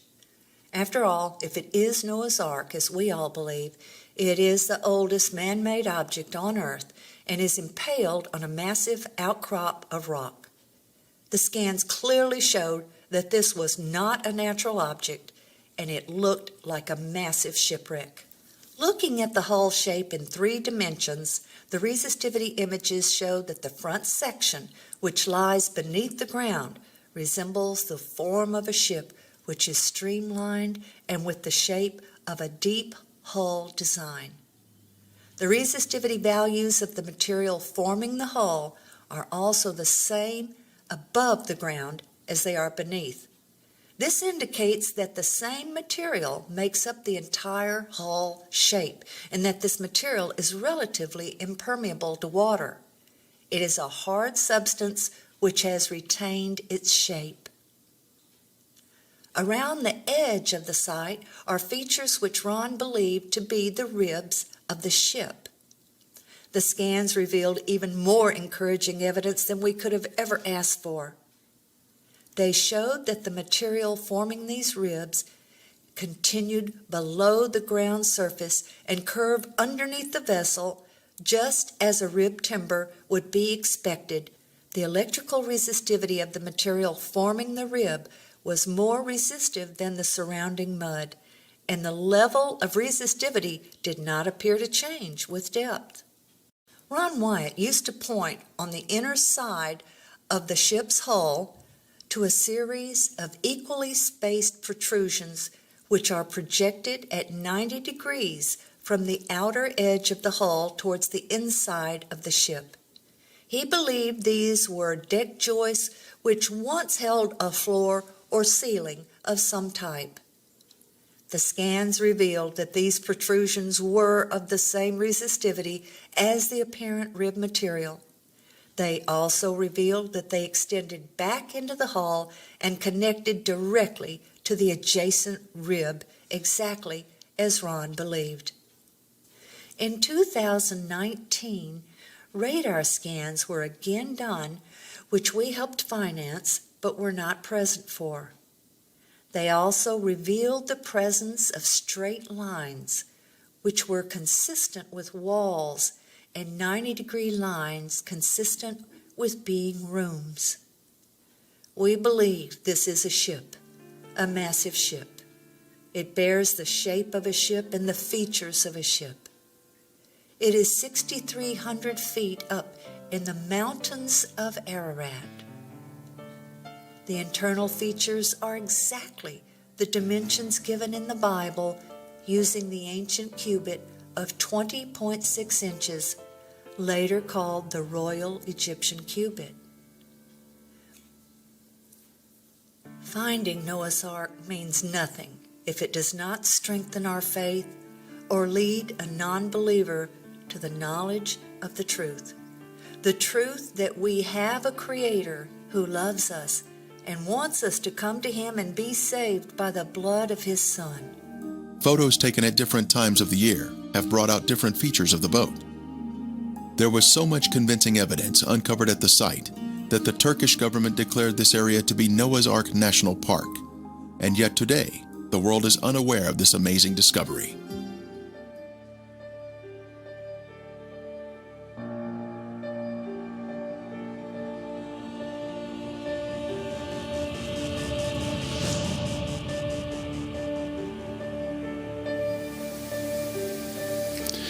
When I started praying that God would change me and do whatever was necessary in my life so that He could work in and through me to help others come to Him and be saved,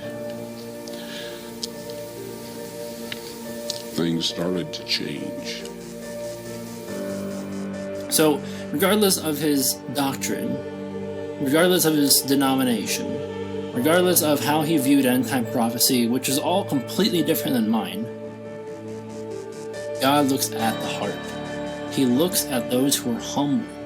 He reveals His secret to those who are humble and those who truly are seeking Him.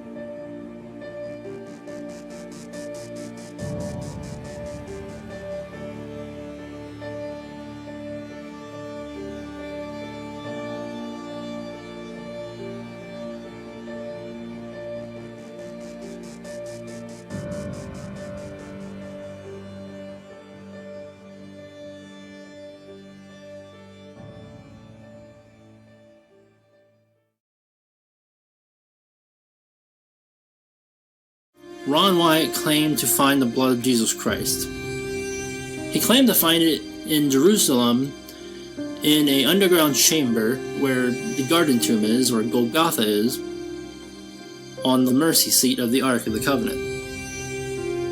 I'm going to look at this objectively, and I'm not going to say that he absolutely did find it, but I'm going to show you several reasons that indicate that he was telling the truth. And you need to use discernment. Pray to God over this.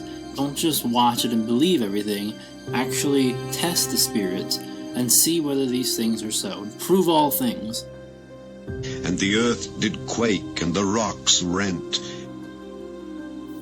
But one of the soldiers with a spear pierced his side, and forthwith came there out blood and water.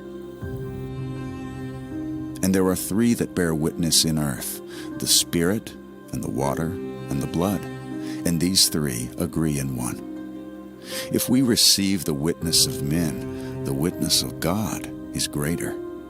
For this is the witness of God, which He hath testified of His Son.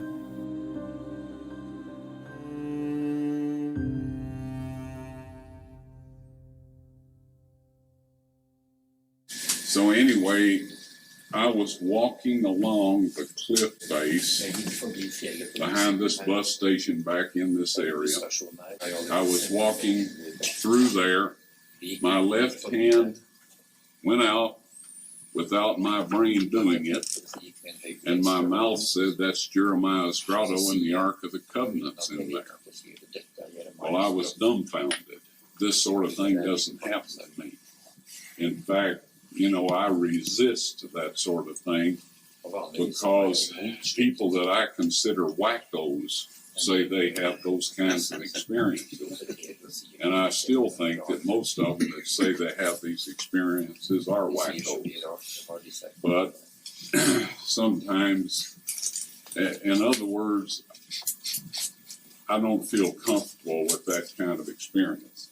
But our tickets were due the next morning, so we flew home. I told the man, he said, that's wonderful. He says, we'll let you dig there.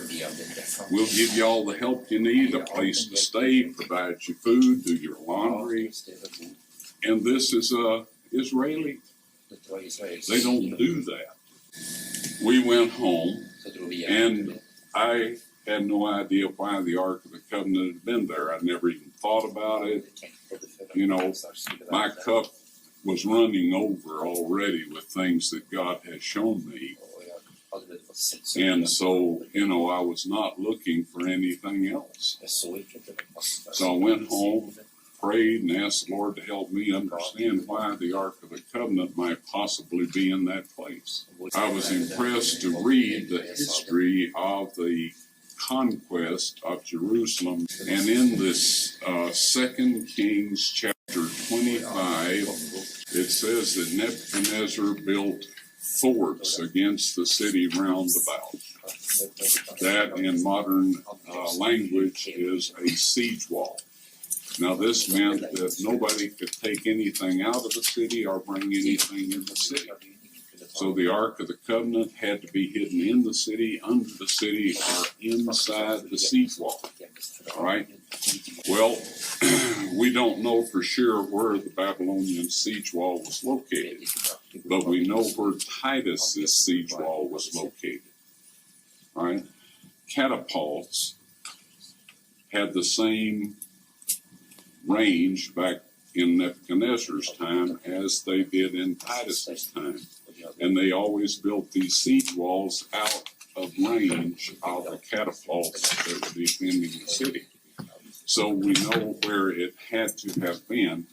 And from that siege wall, people could not observe, watchmen walking the wall, the siege wall, couldn't observe somebody bringing something out into that cliff over there.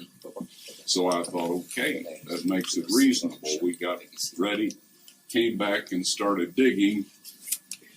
January 1979.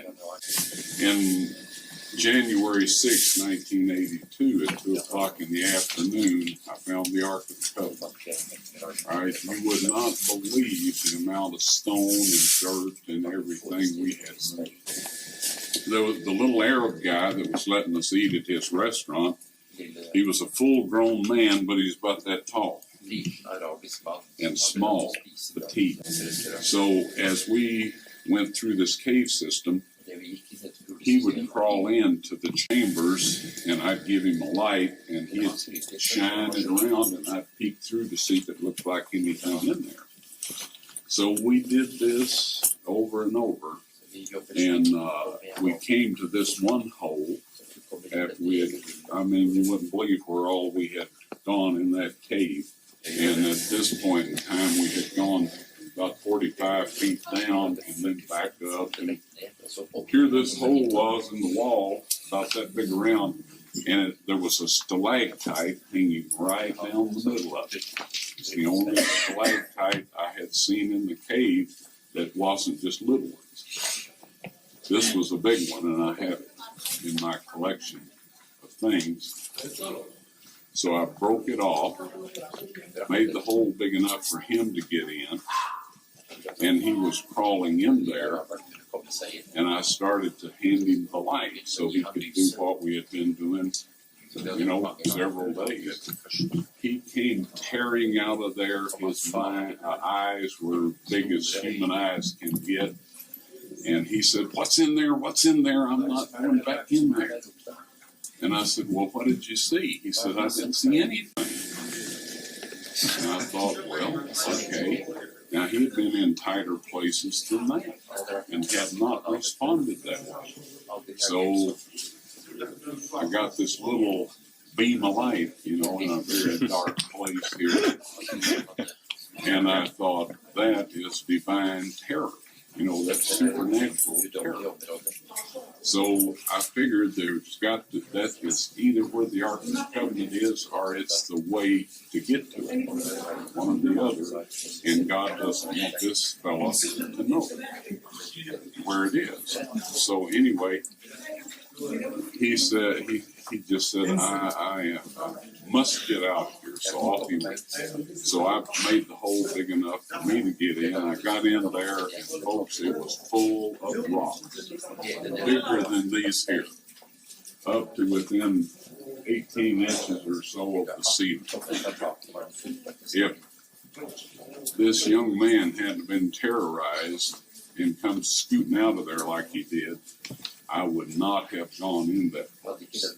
But through these rocks, we've been moving thousands of them for 3 years. So anyway, I crawled in there with the flashlight, and I crawled around on top of the rocks, and I shined the light down between the cracks in the rock, and there a flat gold thing reflected back at me. So I moved over and shined down through another. There was 2 reflections, one here, one there, and one over here. So I knew it was a flat gold top. And I thought, the Ark of the Covenant. I forgot about the cherubims, sitting on top. They'd have been poking up through if that was the top of the mercy seat. But anyway, I started moving these rocks, and I stuck them everywhere I could. By the time I got down to that gold surface, I had them behind my shoulders, leaning back against them, and it was the table of showbread. Well, hey, that's not a bad thing, huh? But anyway, I was looking for the Ark of the Covenant, and it was only then that I took time to carefully examine the rest of the chamber. See, I had just crawled in, took a quick look, and started checking down under the rocks.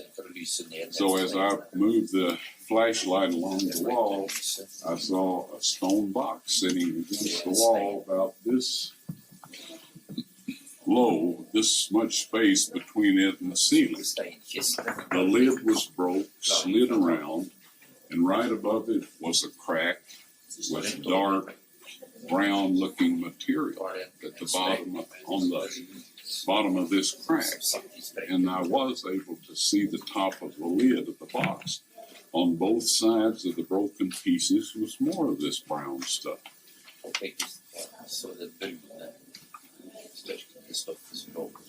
All of a sudden, I realized I was sitting in front of the Ark of the Covenant, and that Christ's blood had come down.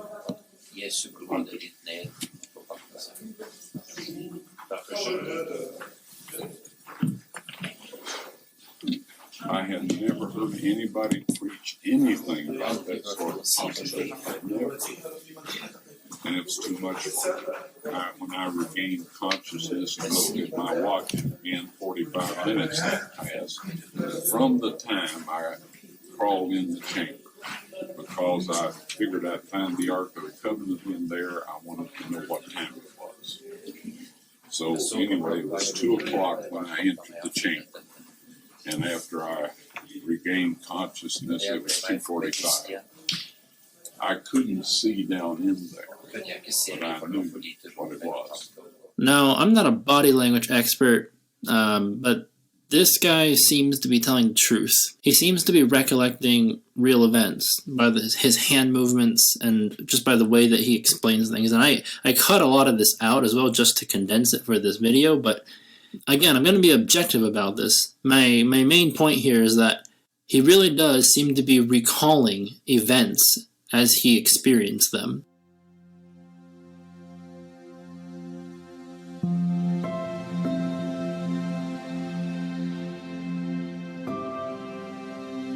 If you were to visit the Garden Tomb today in Israel, you would be able to see the tomb that Jesus Christ rose from.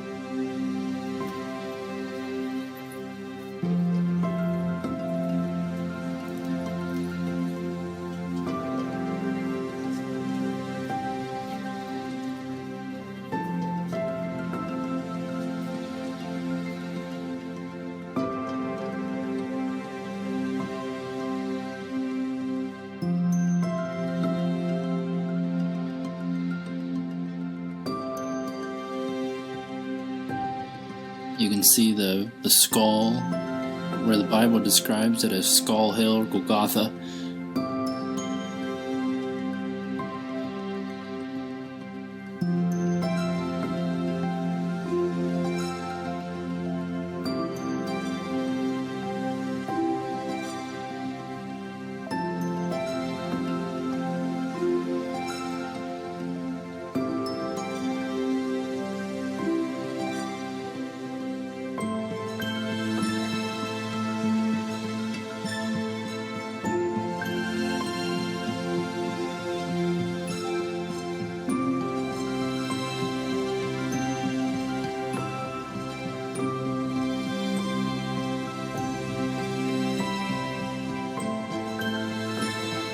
And you can also see the place where they covered up Ron Wyatt's excavation, the place where Jesus was crucified. And it's pretty hidden, so you have to know where it is.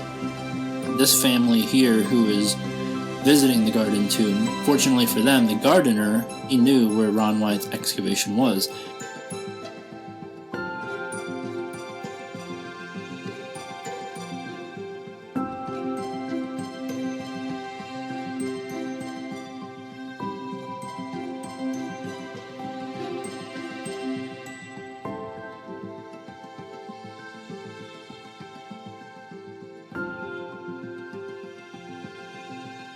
And then they met a guy who said some pretty interesting things. He was putting the puzzle pieces together and connecting the dots. So have a listen to what he has to say as well. Our prayer that we pray in the Lord's Prayer, as in heaven, so on earth, this was God's desire, because he knew that we were slaves to sin. Mm-hmm. We were slaves to the slave owner at the time, and the slave owner had been, ownership had been given over to the devil. Well, when he actually was crucified, it was the innocent lamb, the lamb of God that takes away the sin of the world. Well, it says that he took his blood into the heavenly holy of holies. Right. Mm-hmm. But also as in earth, because it says there's three witnesses in the earth. The blood, the water, and the Spirit. So the blood and the water came out of the side of Jesus. At the time of the crucifixion, there was a great earthquake, and the rocks were rent. And of course, you can see, if you go back there, you can see where they filled it in. But I can't, I saw it before it got filled in. And they literally filled in the cracks that came down through here. So you yourself saw. I saw it before they filled it in. And you can see it on the other side where they did fill it in. But the crack comes down here, and the crack came down, and it was right at the base of the cross. And so then after Jesus had died, Spirit, out came blood and water, poured down, and it dropped onto the mercy seat. Right.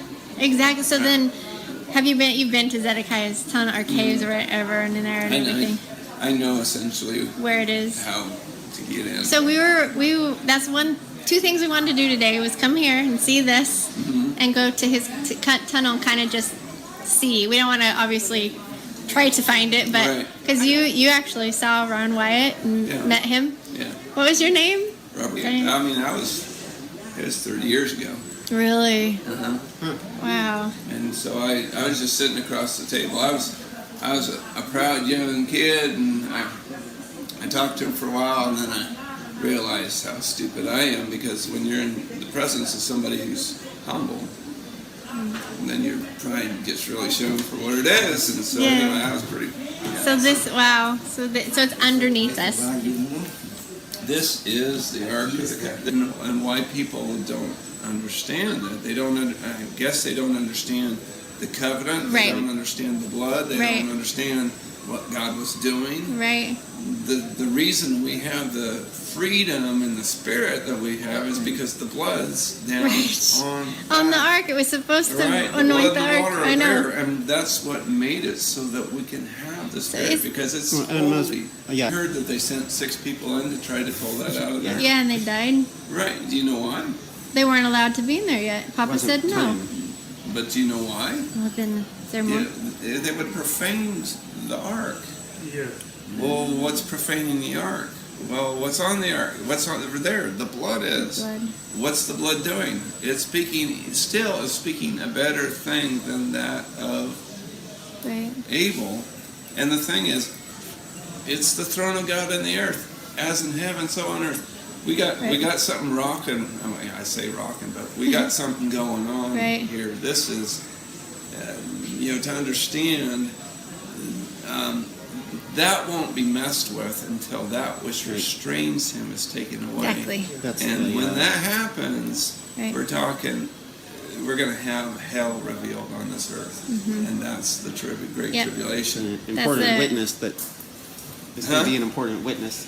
Right. That blood on the ark, so that has to be preserved until the time's right. Must be. Yeah, and then when the abomination of desolation is when the man of sin sits on the throne and proclaims himself God.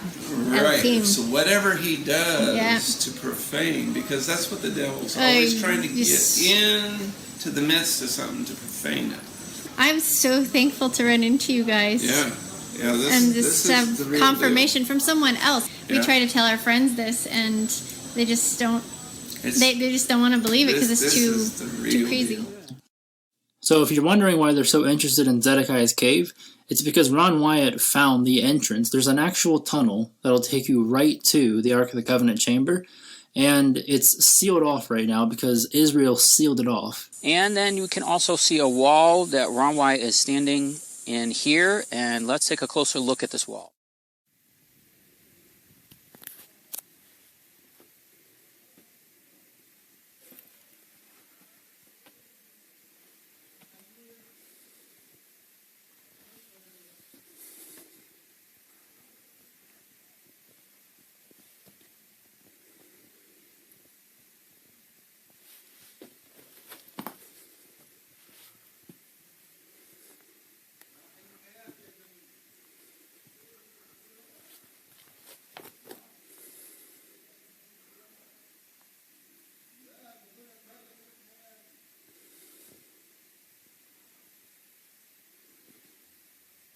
So I'm going to read from a book that was recently published with all of Ron Wyatt's discoveries, and apparently on this gold detector test that they did at the Garden Tomb. In 2016, 36 tests were done using a directional metal detector in order to confirm the Ark of the Covenant.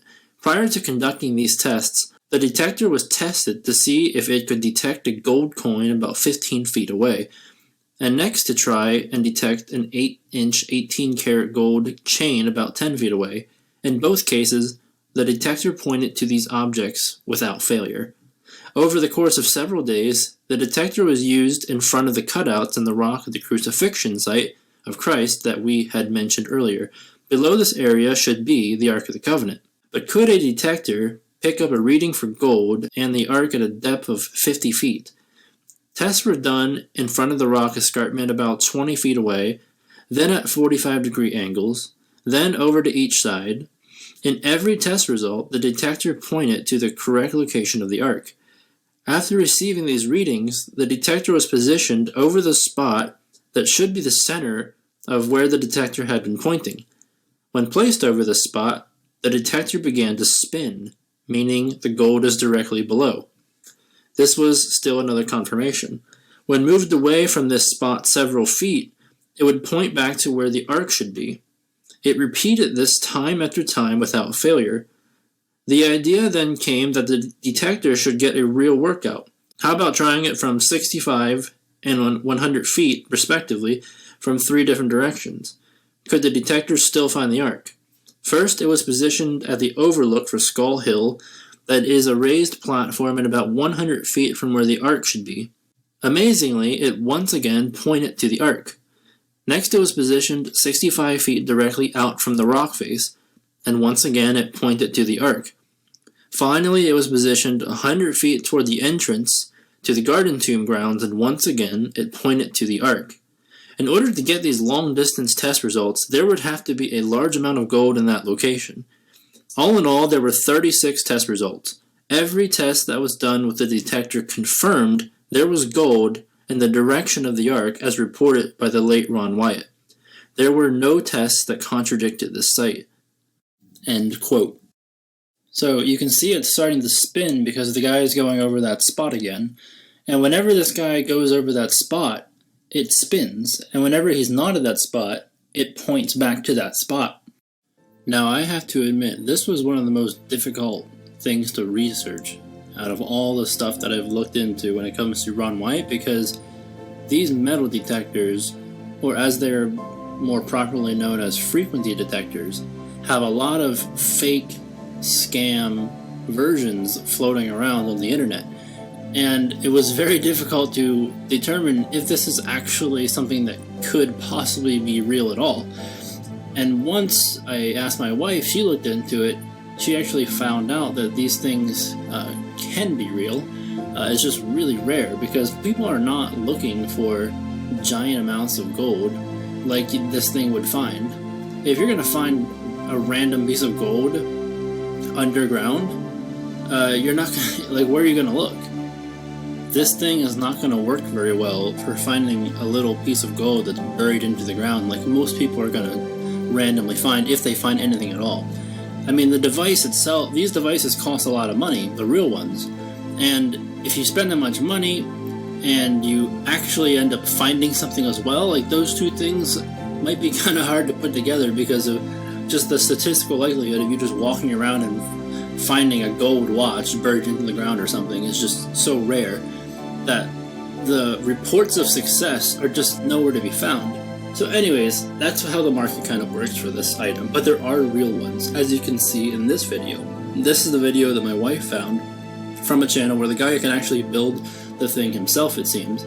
He demonstrates how the detector will always point back to the gold coins, and then it'll start spinning once it's above it, just like in the Ark of the Covenant video. Notice how when he pulls the device back away from the coins, it stops spinning and it starts pointing. But when he gets closer to the coins, it starts to spin again because it's right over top of the coins. It's right over top of the gold. So it's not the same model, but it's the same system. It's the same type of thing.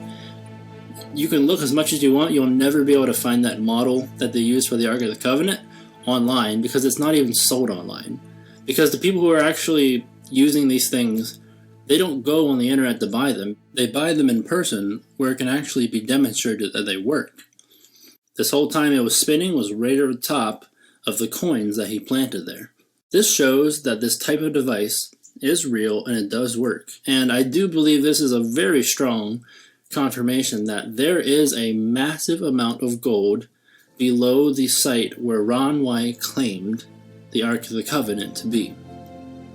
Now, there's more.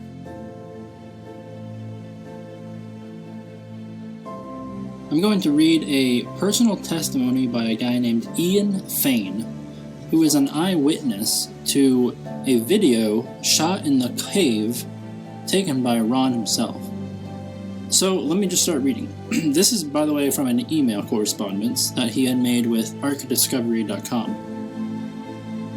This may be an appropriate time to mention publicly that I and several other Christians have watched with our own eyes a video which Ron shot inside the cave before the furniture was rearranged.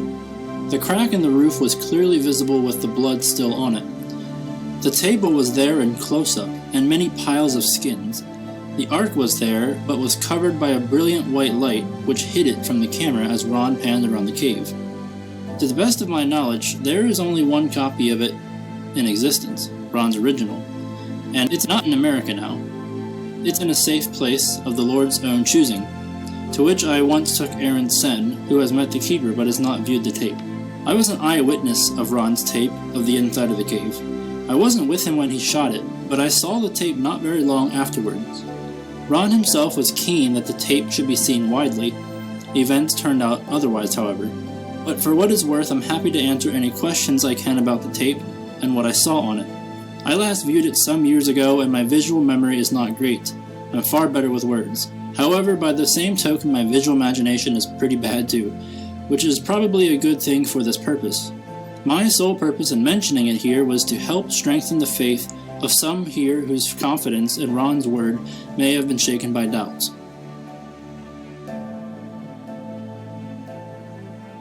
How long is the videotape?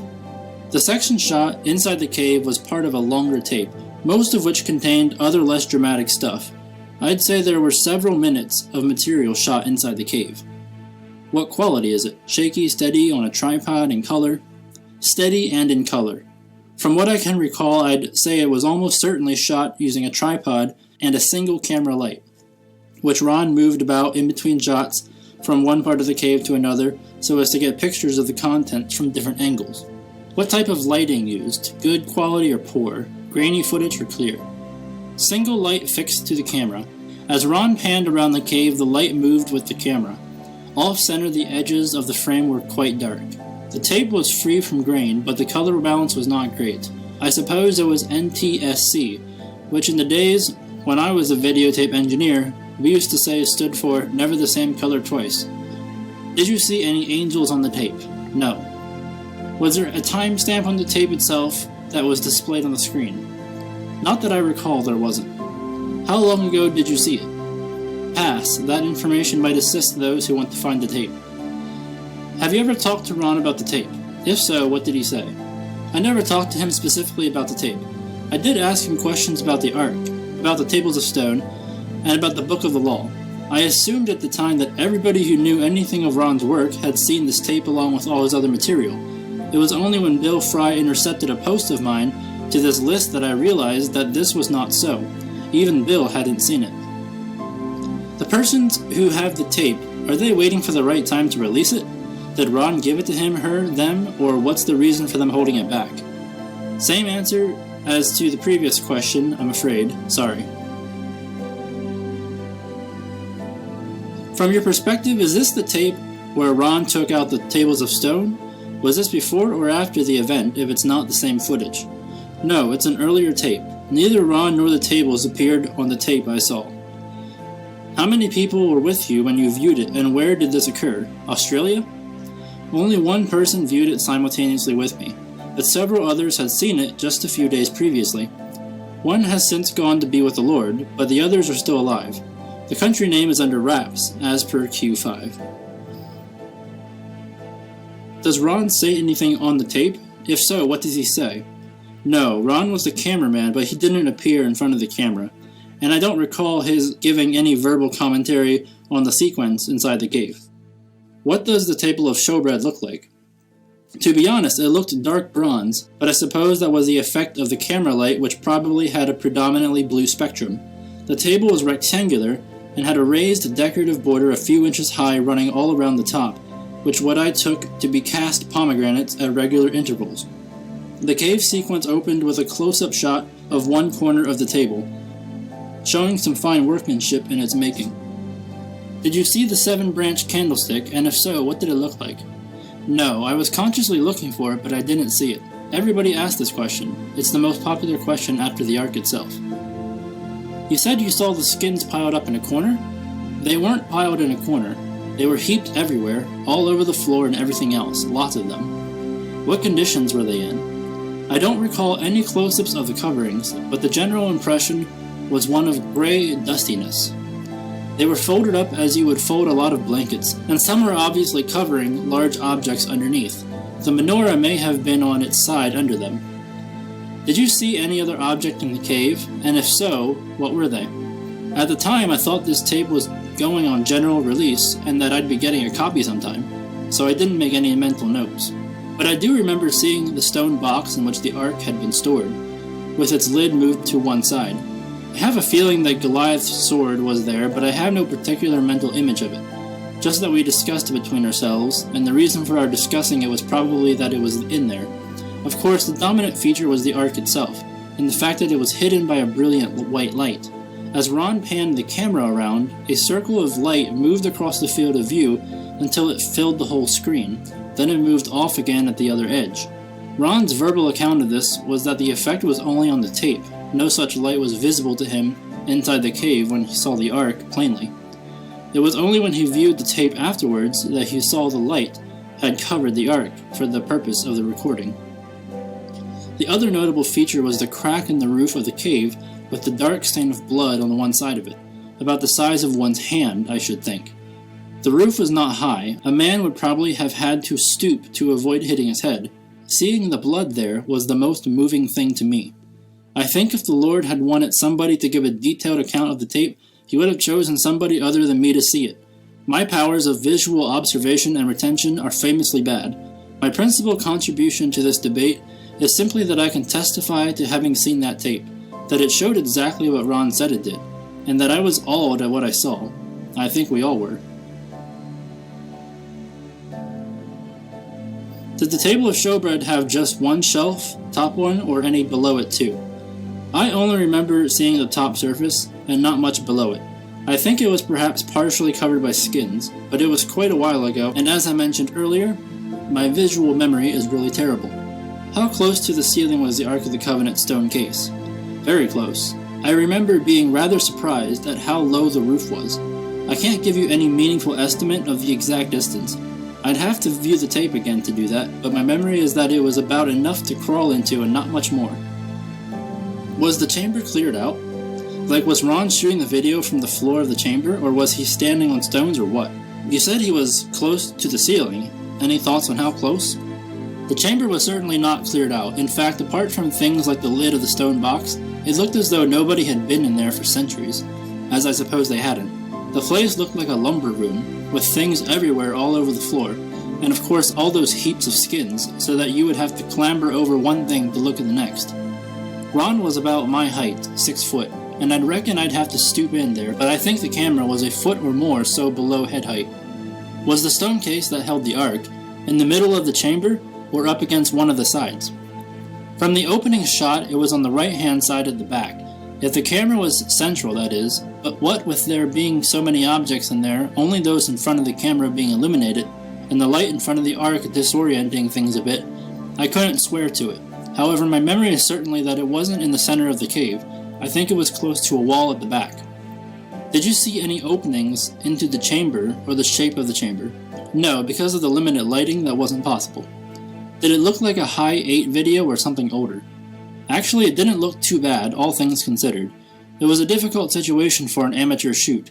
I was never into amateur video. I worked with B&W 1-inch tape and 12-inch reels, so I couldn't guess which system it was. The picture quality seemed rather better than some of Ron's other stuff, though, so maybe he had taken particular care to get a hold of a good camera. Does the keeper of the video still have the tape? I guess he certainly could, but amazing as it sounds to us here, he has forgotten the cave sequence completely. As Aaron Sen and I discovered when we called upon him for the express purpose of having a look at it, in Aaron's case for the first time. Now, in the context of our uneventful little lives, that sounds hard to believe, that anybody to whom these things mean so much could actually forget such a unique thing in his possession. This man is a spirit-filled believer in the Lord, and is deeply appreciative of the significance of these matters. He supported Ron, and contributed significantly to Ron's work, so he isn't ignorant, but he is a man to whom strange and sometimes dangerous things just happen. The same was true of his father, so it runs in the family. I have said sometimes that if and when World War III breaks out, it will be 6 feet away from where this man happens to be standing at that moment. A bit like being the guy who happened to be standing next to Crown Prince Ferdinand when he was shot in 1914. This man has about a dozen of Ron's tapes, but he has not sat down and cataloged them, and to do so would necessarily take up a fair bit of time. His wife, too, is the CEO of a multi-million-dollar business. I hope I have given you something of the picture. People like this do not sit around in the evenings flicking through the TV channels. They live very full, and sometimes dangerous lives. But for all that, it would be hard to think of a more suitable man to be keeper of something like this.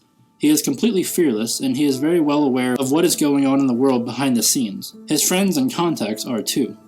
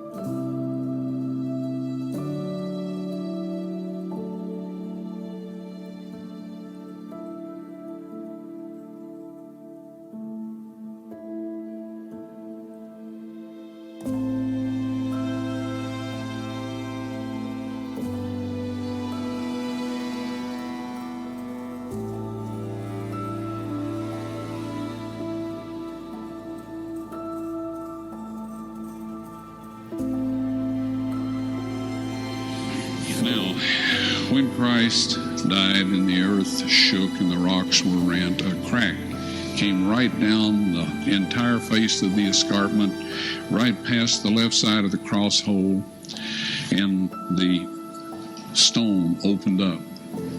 Down below, 20 feet below, God had arranged for the Ark of the Covenant with its mercy seat, if you please, his earthly throne, to be positioned right down there 600 years before, in 586 BC, when the Babylonian army destroyed the city. When the centurion stuck his spear in Christ's spleen and probably left ventricle to make sure he was dead before he gave the body to Joseph of Arimathea, when he pulled that spear out, the separated platelets and serum of the blood of the Son of God gushed out, went down through that crack onto the mercy seat. And that ratified the Old Covenant and the New Covenant. The fourth trip I made into this chamber, it was spotless. The furnishings were set in perfect order. The Ark of the Covenant, however, had been placed against the wall, the end of the cave. The end of the cave was a beautiful crystal radiating the colors of the rainbow. Now, I know New Age and all that goes in for rainbows, so do homosexuals and all of that. But God used it first, all right? It's around his throne, and it's around his earthly throne. Now, there's no veil in this setup, so it is the earthly, it's God's temple on earth, or his residence where he once dwelt. And anyway, when I found it like this, there were 4 young men standing in there. And I started to say, you know, what are you doing here? And I froze. I couldn't move, couldn't breathe, couldn't do anything. One of the people said, we are the 4 angels that have been taking care of the ark since Moses put the tables of stone in it, right? And they instructed me to set up my video camera with the tripod, aim it at the Ark of the Covenant, and they went over, lifted the mercy seat up. I don't know how heavy it is. I've never tried to lift it, but it's solid gold. And the angel said, take the tables of stone out of there. God wants everyone to see those. I took them out, all right? They put the mercy seat back down over the Ark of the Covenant. I backed away a little bit. The angel came, got the tables of stone, put them on a rock ledge inside the chamber, and I was then instructed to take a sample of the blood from the mercy seat, have that analyzed, and I did everything the angel told me to do.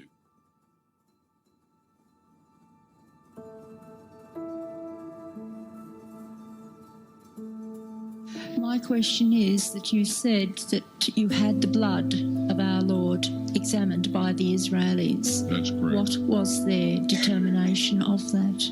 Okay. Real quickly, okay. Dried blood is dead blood. Everybody knows that, all right? They can test the blood of the pharaohs, the mummies of the pharaohs, all right? There's certain things they can do. They cannot get a chromosome count by any method I'm familiar with, all right? Things keep changing. I don't profess to know everything. However, there's no way I know that you can get a chromosome count out of dead blood. You can get a DNA and some other things, but not a chromosome count, all right? That's done by living white blood cells. Now then, first of all, in this analysis, I took the blood into a laboratory in Israel. I asked one of the people I work with in antiquities, where is a good laboratory that does reliable work? And they said, such and such, such and such. I took it. I just said, please examine this blood and tell me what you can tell me about it. All right? They said, well, look, we're going to reconstitute it. We're going to put it in normal saline and keep it at body temperature for 72 hours with gentle swirling. All right, that's their business. That's great. I said, now I want to be there when you check it out. They said, fine. So I was back. They checked it out. I said, now, they said it's human blood. We can tell that. They did whatever tests they need to do. And then I said, take some of the white blood cells and put them in a growth medium and keep them at body temperature for 48 hours. And they said, well, that'll do no good because it's dead blood. I said, would you please do that for me? And they said, okay, we'll do it. So anyway, I said, I want to be there when you take it out and examine it. So I was back there. They took it out, examined it under a microscope, and the one technician called the other one over there, and then they called the boss over there, and they were talking Hebrew a mile a minute there for a little bit, and they looked at me and they said, Mr. Wyatt, this human blood only has 24 chromosomes in it. Everybody else has 46. You see, 23 from your mother, 23 from your father, 22 autosomes from your mother, 22 autosomes from your father. You get an X from your mother, you may get an X or a Y from your father, all right? This blood had 23 chromosomes from the mother's side, one Y chromosome only. You see, the child could not have developed if they hadn't had the autosomes from the mother. So all of his physical characteristics were determined by his mother's side of the family, her autosomes. His maleness was determined by this one Y that came from a source, not a human male. Then they said, this blood is alive. And then they said, whose blood is this?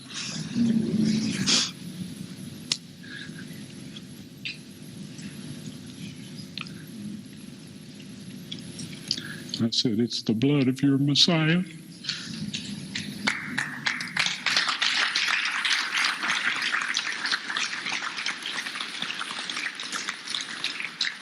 And I assure you, those men's lives have changed. In God's appointed time, you will be able to see the proof for yourself. Now, a lot of people who see this will, out of emotion, say, yes, he has to be telling the truth. And I do think he is telling the truth.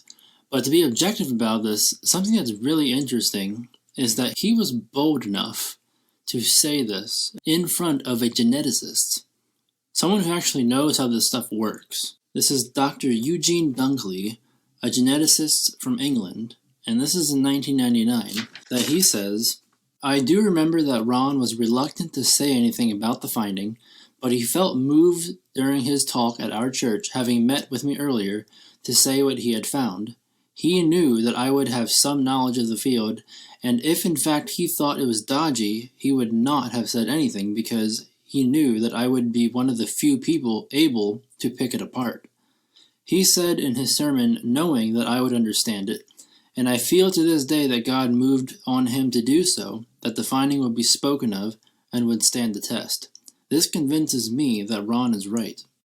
This geneticist, after hearing Ron go through those details, and those details, that process of gentle swirling and reconstituting the blood or whatever he said, who's going to make that up and fool a geneticist? Now, what's also interesting, and then this is pretty much one of the last things I'm going to talk about in regards to Ron Wyatt, and then we're going to get back into the Bible. Two people who knew Ron Wyatt, they figured out the lab where he got this tested at. And they went to that lab with a letter from that geneticist asking to see these tests. Let me read this to you. My understanding hopefully will not add to the confusion, as Bill Fry and I did follow up at what we believed was the testing facility in Jerusalem around 2003. There was a particular gentleman in Jerusalem that we knew worked with Wyatt. We would not divulge his name as we do not want 10K people calling on him, that provided him with information regarding a testing facility.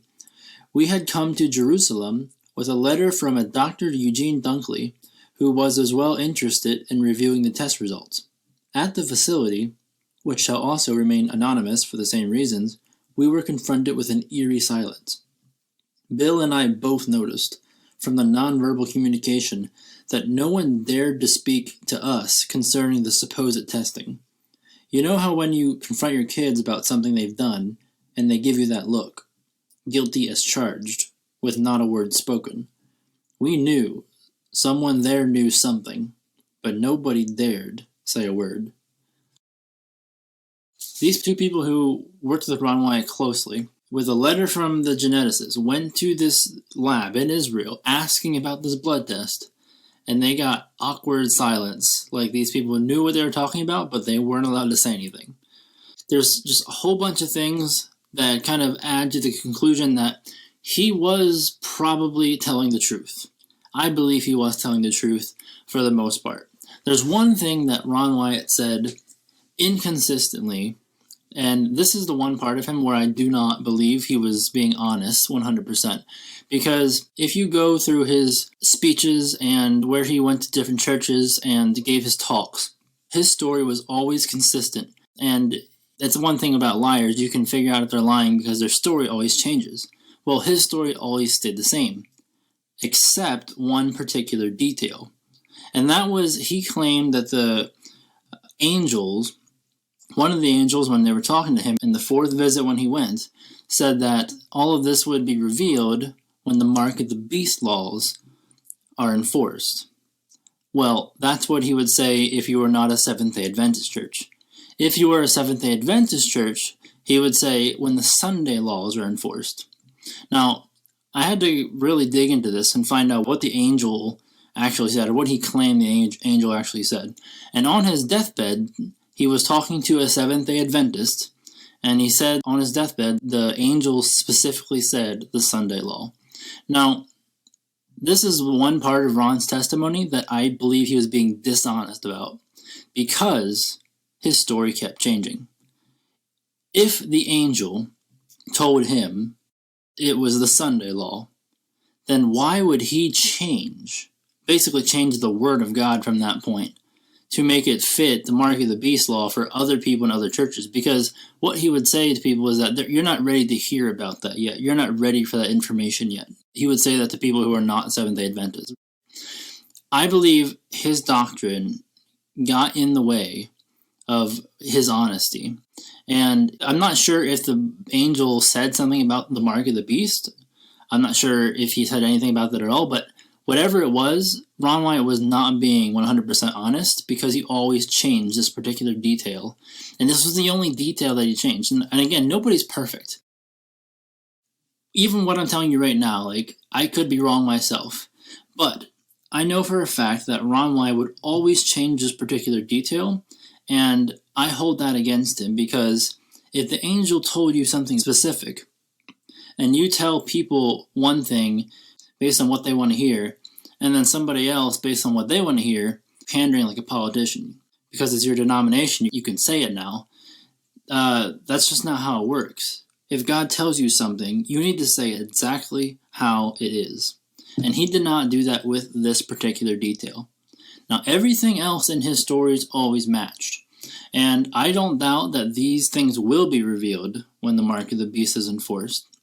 And that's going to be backed up by Bible, not by what Ron Wyatt says. But as far as him finding the Ark of the Covenant, I believe it. And I could be wrong, but I believe it. As far as him finding the blood of Jesus Christ and having it tested, having 24 chromosomes, I believe that too. I believe he's telling the truth.